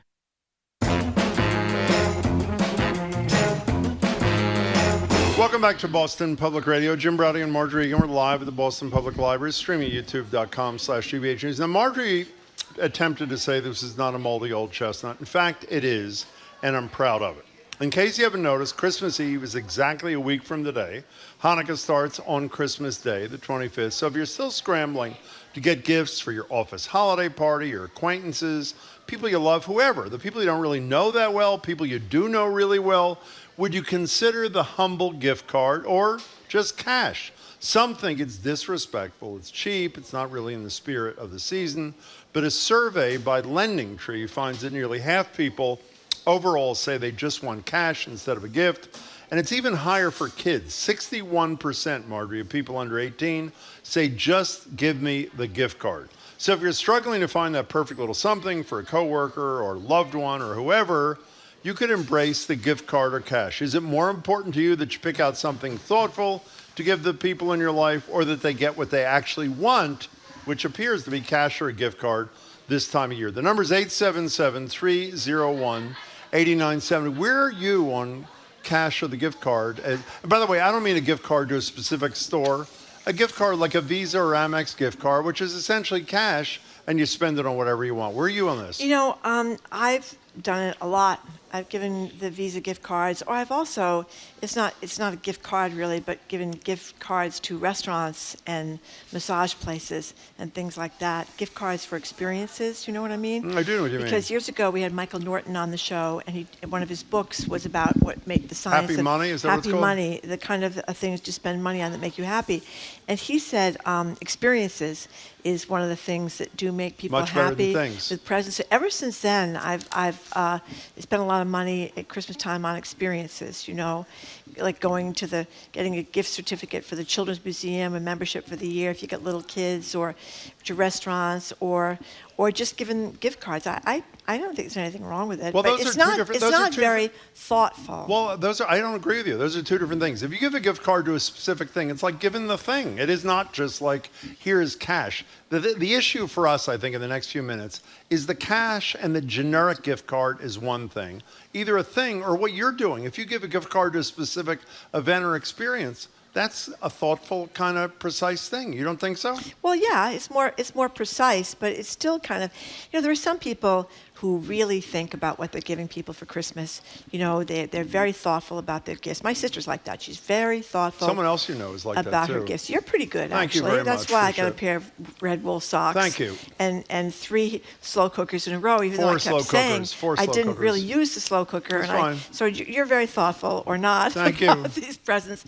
But you're very creative about presents. Thank you for that, too. But I'm not, and so I end up getting these things that I think might be fun, but it's not really like people that knit people blankets for Christmas, or they make beautiful collages of photographs, or they get photographs that people would like and they put them together in a scrapbook, that kind of You were stuff. just bad-mouthing that a week ago. Do you know that? I was? Photographs, yeah. If someone... Well, collage, it's one thing to give you a scrapbook, but it's different to give you something you had to put on the wall in your house. That's the difference Okay, there. so Marjorie is destroying the theme here. Here's I the am? thing. You are. Sorry. On one hand, we're talking about sort of generic cash. It doesn't get much more generic than cash. Or a generic gift card like an Amex or a Visa or whatever. Or a specific gift. And I would include in the specific gift category what Marjorie doesn't want to put in the specific gift category. If you give somebody $200 to a specific restaurant, you're essentially buying them a meal at a specific place. If they give them a $200 gift card, they can decide to spend it on a restaurant or whatever the hell else they want to do. And as I said, in this thing in Lending Tree, I don't know if it's really true, nearly half of people overall say they just want cash or gift card. And 61% of young people under 18 say, just give me the damn gift card. You know, we have some listeners that really know what they're talking What about. do they Did you say? know fees have gone up on gift cards, Oh, says a they're texter? insane. $6 to $8 fee for a Visa or MasterCard. Horrible, horrible. What a scam that is. Horrible. And Sarah from West Roxbury has the etiquette down here. She says, it is fine to give cash, but it's tacky to ask for it. How about that? Well, It's a little rule of thumb. on that note, do you want to hear a little bit from Charlie Brown's Christmas, Oh, which you love? I love Charlie Brown's This Christmas. is a classic moment where Charlie's little sister is asking for help writing a letter to Santa. You write it and I'll tell you what I want to say. Okay, shoot. Dear Santa Claus, I have been extra good this year, so I have a long list of presents that I want. Oh, brother. If it seems too complicated, make it easy on yourself. Just send money. How about 10s and 20s? 10s and 20s? Oh, even my baby sister. All I want is what I have coming to me. All I want is my fair share. That is a great clip. 877-301-8970. Let's go to Carol in New Hampshire. You're first on Boston Public Radio. Hey, Carol. Hello, Jim. Hi, Marjorie. Hi. Hi. I will say, first of all, I have 2 grandchildren who are in their early 20s. Mm-hmm. They send me, I ask them in October for a list of ideas of things they want for Christmas. And so I get a PowerPoint presentation for my granddaughter and no information from my grandson. So I shop, but anyway, I manage, seriously, my granddaughter, I get links to articles if she wants. So that's good. I can buy things like that. I have a lot of nieces and nephews. They're all, I'd say, age 14 up to 22. And they are, I don't see some of them at all. They live all over the country. But I want to send them, so we send them gift cards. Yeah. And what I try to do is find out where they like to shop and get a gift card to that specific place. I won't name them, but, you know, the girls have their ideas. And anyways, that's what I do for kids that are, you know, I love them. I want them to have a gift from their aunt and uncle, but I really don't see them. I don't know what they love. And anyway, the gift cards are handy. I think it's good either way. And what we're going to do with our granddaughter, who is very organized, she's going to go abroad for her junior year abroad in January. We're going to fill a box with euros and give her that as a surprise gift. Oh, that's a good one. PowerPoint, she knows everything she's getting. I love that. So I want her to have some surprises. Anyway, I think gift cards are better than cash, frankly. Well, can I tell you something? You're in the same boat as Marjorie. I don't consider your gift cards to be anonymous, unthought through things. If you try to figure out where they like to shop and you buy them a gift card to that place, you have really nailed it, Carol. You are a real good gift giver. Thanks for the call and Merry Christmas. That was great. 877-301-8970. Here are some texts. I've never received a gift card or cash that was not my size. Excellent point. That's a great point. My husband would be sleeping in the shed if he gave me a gift card for Christmas. Other than that, gift cards are fine. And again, and the reason for that is because you didn't put any thought into it. That's you right. You just went to Walgreens and paid the $8 fee. That's right, which I Okay. have done many times. So have I. Okay, I have a nephew. No matter what I got him, he wasn't happy. The first time I saw a happy face on him is when I gave him a gift card to Starbucks. Oh, my goodness. Let me ask you a question. What? You have complained, I'd say no more than maybe 300 times about the red wool socks I bought you from LL Bean for a lot of money, like $50. Would you have been happier? They were $50. Well, okay, $20. Whatever. I put a lot I think they were about $10. They were Jim. maybe $10. But I put a lot of thought into it. Obviously, you didn't appreciate You put a lot the of thought into it. Would you prefer the $10? No. Exactly. No, I would not prefer the $10. So can you stop But complaining I have no about it? imagination. I get you the same thing every year, and you seem to like it, even though it's the same thing People for like know what 10 it years. is. I assume regular listeners know it's either sausage of the month, bacon of the month, or salami of the That month. is correct. I which don't want is to much say. appreciated. And by the way, while you are so self-deprecating, that is a really thoughtful kind of gift. Well, you like it. I mean, exactly. every time you get the new sausage, you're all excited about the new Zoe sausage. says, what does bacon of the month even mean? Like different bacon smokings? The answer is yes. Yes. Like different bacon smokings every month. A pound comes in your mailbox. Faith and JP, you're next on Boston Public Radio. Hey there. Hey, Jim and Marjorie. Hi. How are you? Let me get to the speaker here. I have gotten in arguments with my partner because I have guessed what I am to get her, and it always ends up badly. So it's not a gift card, it's not cash, it's what do you want? Let me get it for you, and there's no more fake emotions. So let me be clear. You don't even attempt to do the creative thing 'cause she's not going to like it. You basically say, Nope. what do you want? And I'll get it for you. Is that where it is? Wrap it up, give it to her. Exactly. Give it to her. Well, I mean, is that you seem like you're talking about that in a disparaging way.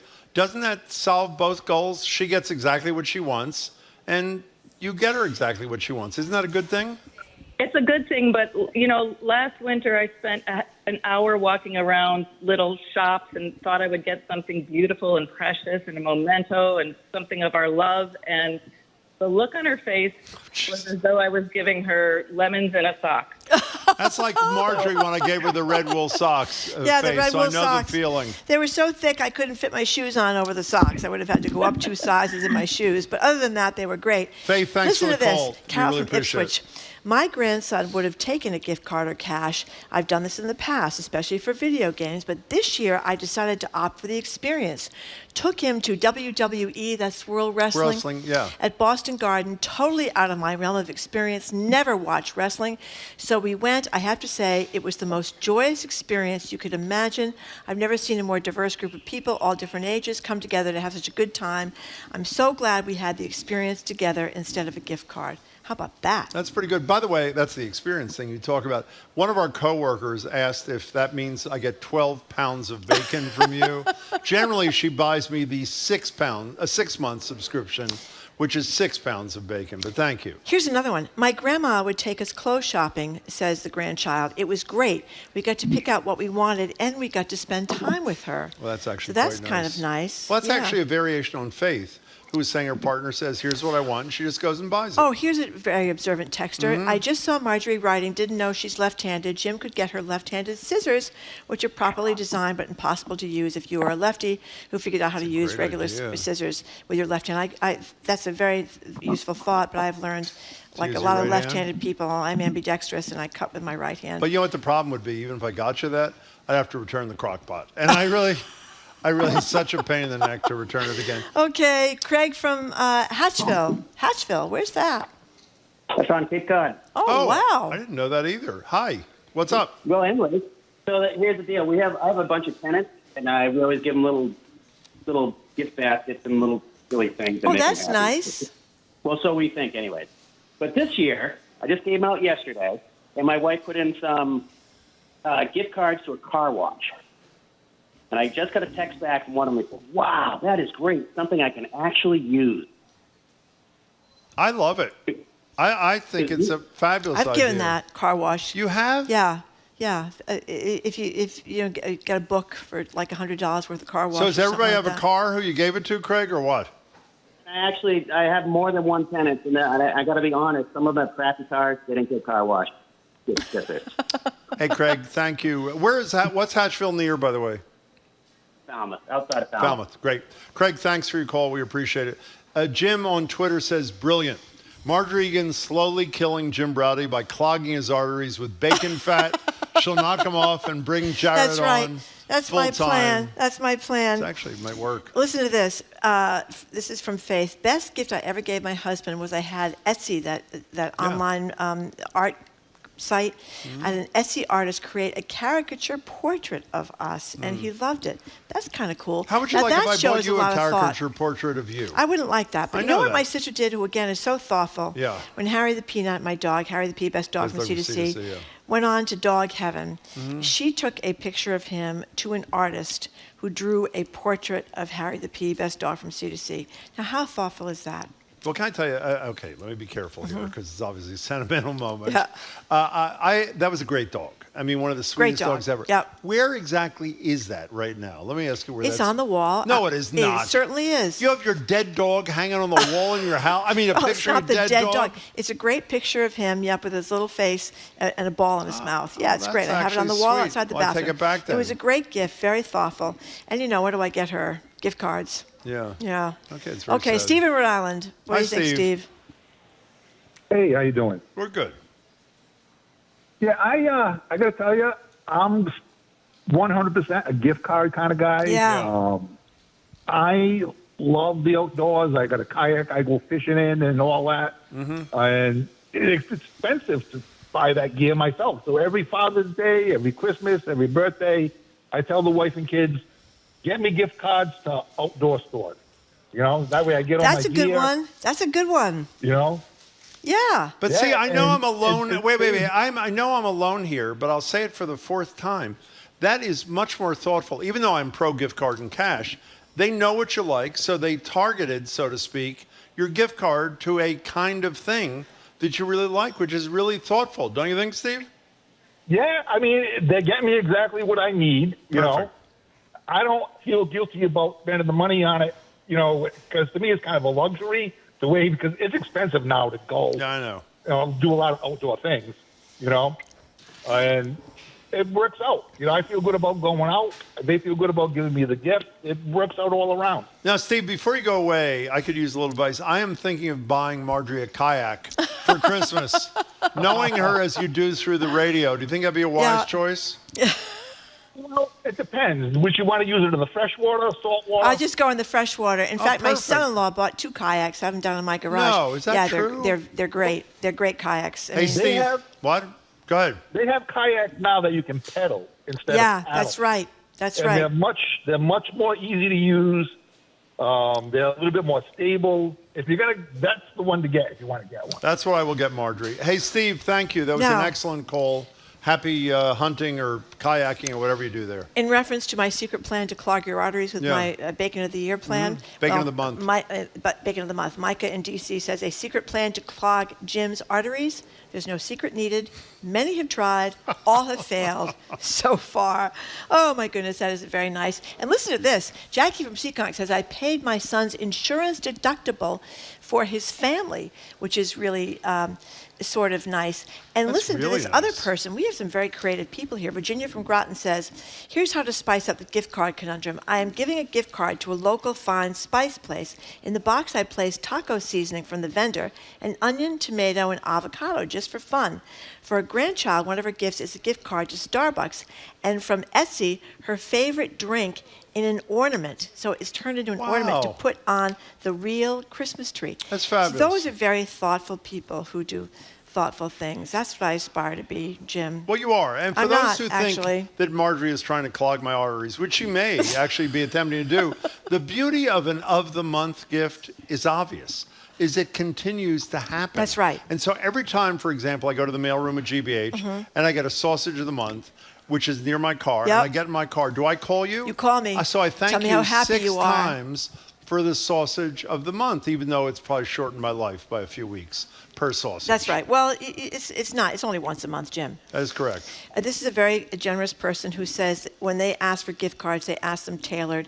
They want them donated to a local food bank or shelter in their name, which a lot of people do. They'll give you write you a check. They'll donate something to Pine Street Inn or the Greater Boston Food Bank that is going to be on tomorrow with Andrew and Sue in their name, which is kind of a nice thing, too. It's a very nice thing to do. Yep. Tina and Hudson, you're next on both. Whoops, Tina got to wait, apparently. Hello. The clogging of the arteries, apparently, according to one texter, is not working fast enough. Increase it to 12 months of bacon or salami or sausages. So let me ask you, if I was laughing at a joke about killing you, would you find that to be killing you slowly? Well, somebody is. Well, they're killing me quickly.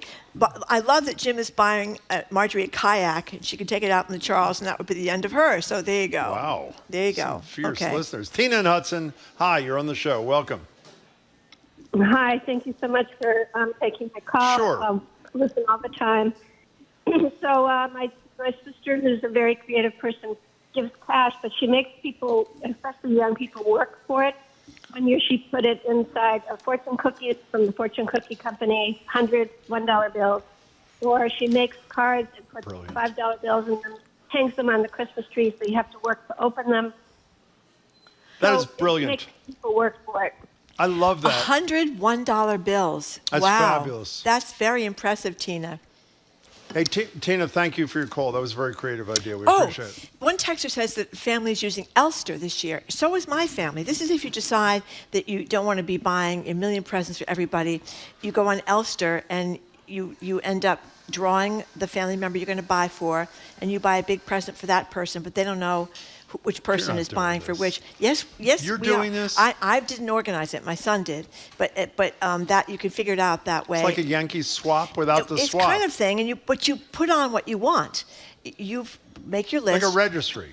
You say, I want this, this, this, and this, and then the person that gets your name chooses which one of those gifts to give you. Okay, I don't believe this for a second. Elster. What did you? Okay, fine. ELFSTER. Okay. Oh, Elster. So what did you put down that you wanted, Marjorie? Everyone. I'm not going to mention. Oh yes, you are. No, I'm not. I'm not telling you. This is very embarrassing. How do I find the site? Seriously. You can't get in. If anybody, please call in and try to guess what Marjorie says she's asking for. Okay. Why is it embarrassing? It's spiritual? It's spiritual. It's not spiritual. It is spiritual. No, it isn't actually. Like a Bible? It's like a Trump Bible? I want one of Trump Bibles. That's Made right. in China. I want one of Trump Bibles and a Trump bobble doll head to go with the Bible. That's what I want doll too. for Christmas. One of those. Vanessa in Truro, thank you for calling. Hello, Vanessa, in my favorite place, Truro. Hi. Hi, guys. Hi. I love this topic. I'm the kind of person who really likes to be creative and unique about what I give individual people. Like I will never buy anything off of a registry for a wedding or anything like that. I have to do my own thing. But I was listening to a program on NPR, Hidden Brain, this week. Oh, yes. Topic about gift giving. Yes. And the research shows people want to be asked what they want, and the satisfaction rate is much higher for the gift recipient. And for me, as a person who likes to do, what I said I like to do when I gift shop, apparently I'm a narcissist for doing that because I just want to feel good about what I'm doing and getting them. But anyway, it's a lot easier, I guess, if you ask people, and then the satisfaction is high. Vanessa, that is a big debate, though. I've had that debate lots of times with someone who has a wedding registry. Do you get something boring like 6 towels from the wedding registry? If they want it, why would you? Because you think it's not very, as Vanessa says, it's not very creative, it's not very thoughtful, you're just getting what's on the registry. Should you go out and get them something that you think is more meaningful? Can I tell you something? Not every wedding I'm invited to, but most weddings I go to, I think you could pick up on this. Yep. Sausage of the month. I've always found that a new couple together for the first time. That's right. Maybe even bacon of the month. But bacon, it's a bonding thing. Some pork experience. Some pork experience. I think is something that'll really bring them together in a lovely way. Julie in Charlestown makes a quick 24-picture Colo, K-O-L-O, photo album every Christmas. And then she's done this for 20 years, so there's a great collection of the family memories. And Colo apparently is a local company, says Julie from Charlestown. I don't know about them. Never heard of it. But anyway, she's supporting a local business. And lots of people point out if you give gift cards to restaurants, people will go use them often in January, and that's the time that restaurants may be less busy than other times, so it's Very good good for point. the restaurants. Katie and Hingham, what do you Hello, think, Katie? Katie and Hingham. Hey guys, great to hear you. Yeah, so I, up until this year, would fill my husband's stocking with like really funny gifts that I was totally entertained by. And he put the kibosh on that. He said, you cannot continue that. So last weekend, he and I sat at the table and told each other exactly what we wanted. And it was great because he had some really good ideas for what he wanted. And I was like, hey, I want that too. So I am feeling really excited about what he's getting me. And I think he's excited that I will be getting him what he wants and not the funny jokes that I wanted. I want funny jokes. I mean, what were you offended when he said he didn't want them anymore? I was kind of annoyed, to be honest, because I think I'm a funny person and I like to buy like absurd things. But then he thinks that they just fill up our house. Well, give us, Katie, let us be the judge of whether they're funny or not. Give us an example of a, quote, funny thing you put in your husband's stocking. Go ahead. I don't even remember. Yeah. So, I mean, they're not all funny, but like Some are. Etch-a-Sketches and... Oh, I like that. Like funny T-shirts. Like I think I had a T-shirt that was that have like dad jokes on them because we have a 4 and a 6-year-old. So things like that. I'm sorry, I'm not thinking of perfect examples, but I'm sure he's my a really funny bone nice is guy. gone. Sounds like a little bit of a stick in the mud to me. I think you're doing great. Don't tell her that. Well, I mean, Katie was being creative and great. Katie, thank you, and Merry Christmas to you and your husband there, kind of thing. 877-301-8970. We have time for one more. One of the texters says that you're probably safe clogging arteries-wise, so you should start worrying if I give you the cigarette of the month club, Jim. That would be a real problem. By the way, I mean, that is an issue, but it's okay. She hasn't sent me hot dogs of the month. We learned that hot dogs, 32 minutes every hot dog you eat, according to the University of Michigan, your life is shortened. They do have the wiener of the month club. Oh. Yeah. When, am I, Well, whoa. We'll see what happens. One can Jim. only pray. We'll Let's see take what Janice in Boston. You have a minute, Janice. Hi. Hi. Hi. So we don't do presents anymore because our family got too big. Yeah. But when I had a lot of nieces and nephews that I was buying for, I spent a year going around to like the Brattle Book Shop and anywhere they sold used books, looking for a good quality used book that would match the interest of one of my nieces or nephews. Oh. And I took, you know, they have those like faux library cards for the old, what you used to have. You can buy them at a stationery store. I would stick one of those in the back, and then I put a gift card to place they like to shop, whether, you know, it was Dick's Sporting Goods or the Claire at the time. God, you are really I would something. put that in there, and so there were 2 little bits, and then I would put a little, book label, book plate in the book. Wow. With a little note about why I got them when I got them, and I hope they had a good year. That is spectacular. That's a great way to end this conversation. Why don't you do that? Because I am not very creative, and I'm not very thoughtful, and I'm not very any of those things. Oh, well. Look at this, by the way. Nicole says, a gift that I became famous for was bubbles shaped as fingers, which I couldn't quite imagine, but she just showed us a photo, sent us a picture. which unfortunately we're not able to show you. Hey, Jared Bone, have you ever given bubbles shaped as fingers They look to any just of your like friends? fingers. Or not? No, but I'm all over the Wiener of the Month Club right now. I mean, that's the best holiday giving tip I've heard all season. Don't you think? It's a great one, don't you think? Are you a gift card kind of guy, or are you a thoughtful and go to little used bookstores all over the city and find a book of interest and put a gift plate in it and a name card in it and all that kind of stuff? Where are you, Jared? I guess it depends on the year. I think I'm a gift card giving year this year. No, Yeah. that's not true. I did some shopping and I tried to make it thoughtful. But I feel like I'm in this weird age where, you know, the nieces and nephews are too old. They don't want anything but gift cards, and other people have stopped trading gifts. Yeah, we talked about that, the over 18s, and just shut them off. Let me tell you something. My view, if there's one universal gift based upon this discussion, give them a pound of bacon, Jared. That's my... I mean, is anybody not happy? Maybe a vegan. Who would not be happy with a pound of bacon? Yeah. Okay, Jared. Even vegans might sneak a little. Sneak a strip. Yeah, what are you sneak a strip. doing on that show of yours there, the Culture Show it's called? We're going to be talking with Embrace President and CEO Amari Parris-Jeffries about the president's recent decision about commutation and pardons, because there's a long history of what Martin Luther King said in this realm around incarceration, so we'll talk to him about that. And then local musicians Les Sampu and Ed Grenga have a new holiday album. We know their music from if you watch Hallmark and Lifetime movies. Oh, great. They have scored those. And then we'll speak with the photographer Abelardo Morel, who has a new exhibition out at the Clark Art Institute in Williamstown. He is so fascinating in what he does. But most recently, he's gone to landscape like those of Monet and layers them with his shots, and they become very painterly, his photographs. That sounds actually fabulous. We'll be listening. Jared Bowen, thank you so much. Listen to the Thank you, Culture Jared. Show, 2 o'clock today. And thank you for listening to another edition of Boston Public Radio. You can keep up with us 24/7 by way of our podcast or check out our TikTok page at Boston Public Radio. Tomorrow, GBH Executive Arts Editor Jared Bowen, National Security Expert Juliet Kaim, CNN's John King, and the good folks from Globe Santa and the Greater Boston Food Bank join Andrew Cabral and Sue O'Connell here at the Boston Public Library. They're filling in for us. We have the day off tomorrow. We want to thank our crew, Zoe Matthews, Aidan Conley, Nicole Garcia, Hannah Loss, our engineer, John the Claw Parker, our executive producer, Jamie Bologna. Special thanks to the BPL staff, Maddie Geyer, Patrick Lally, Juan Jose Cadena, our host at the Newsfeed Cafe, and across the street at the Lenox Hotel.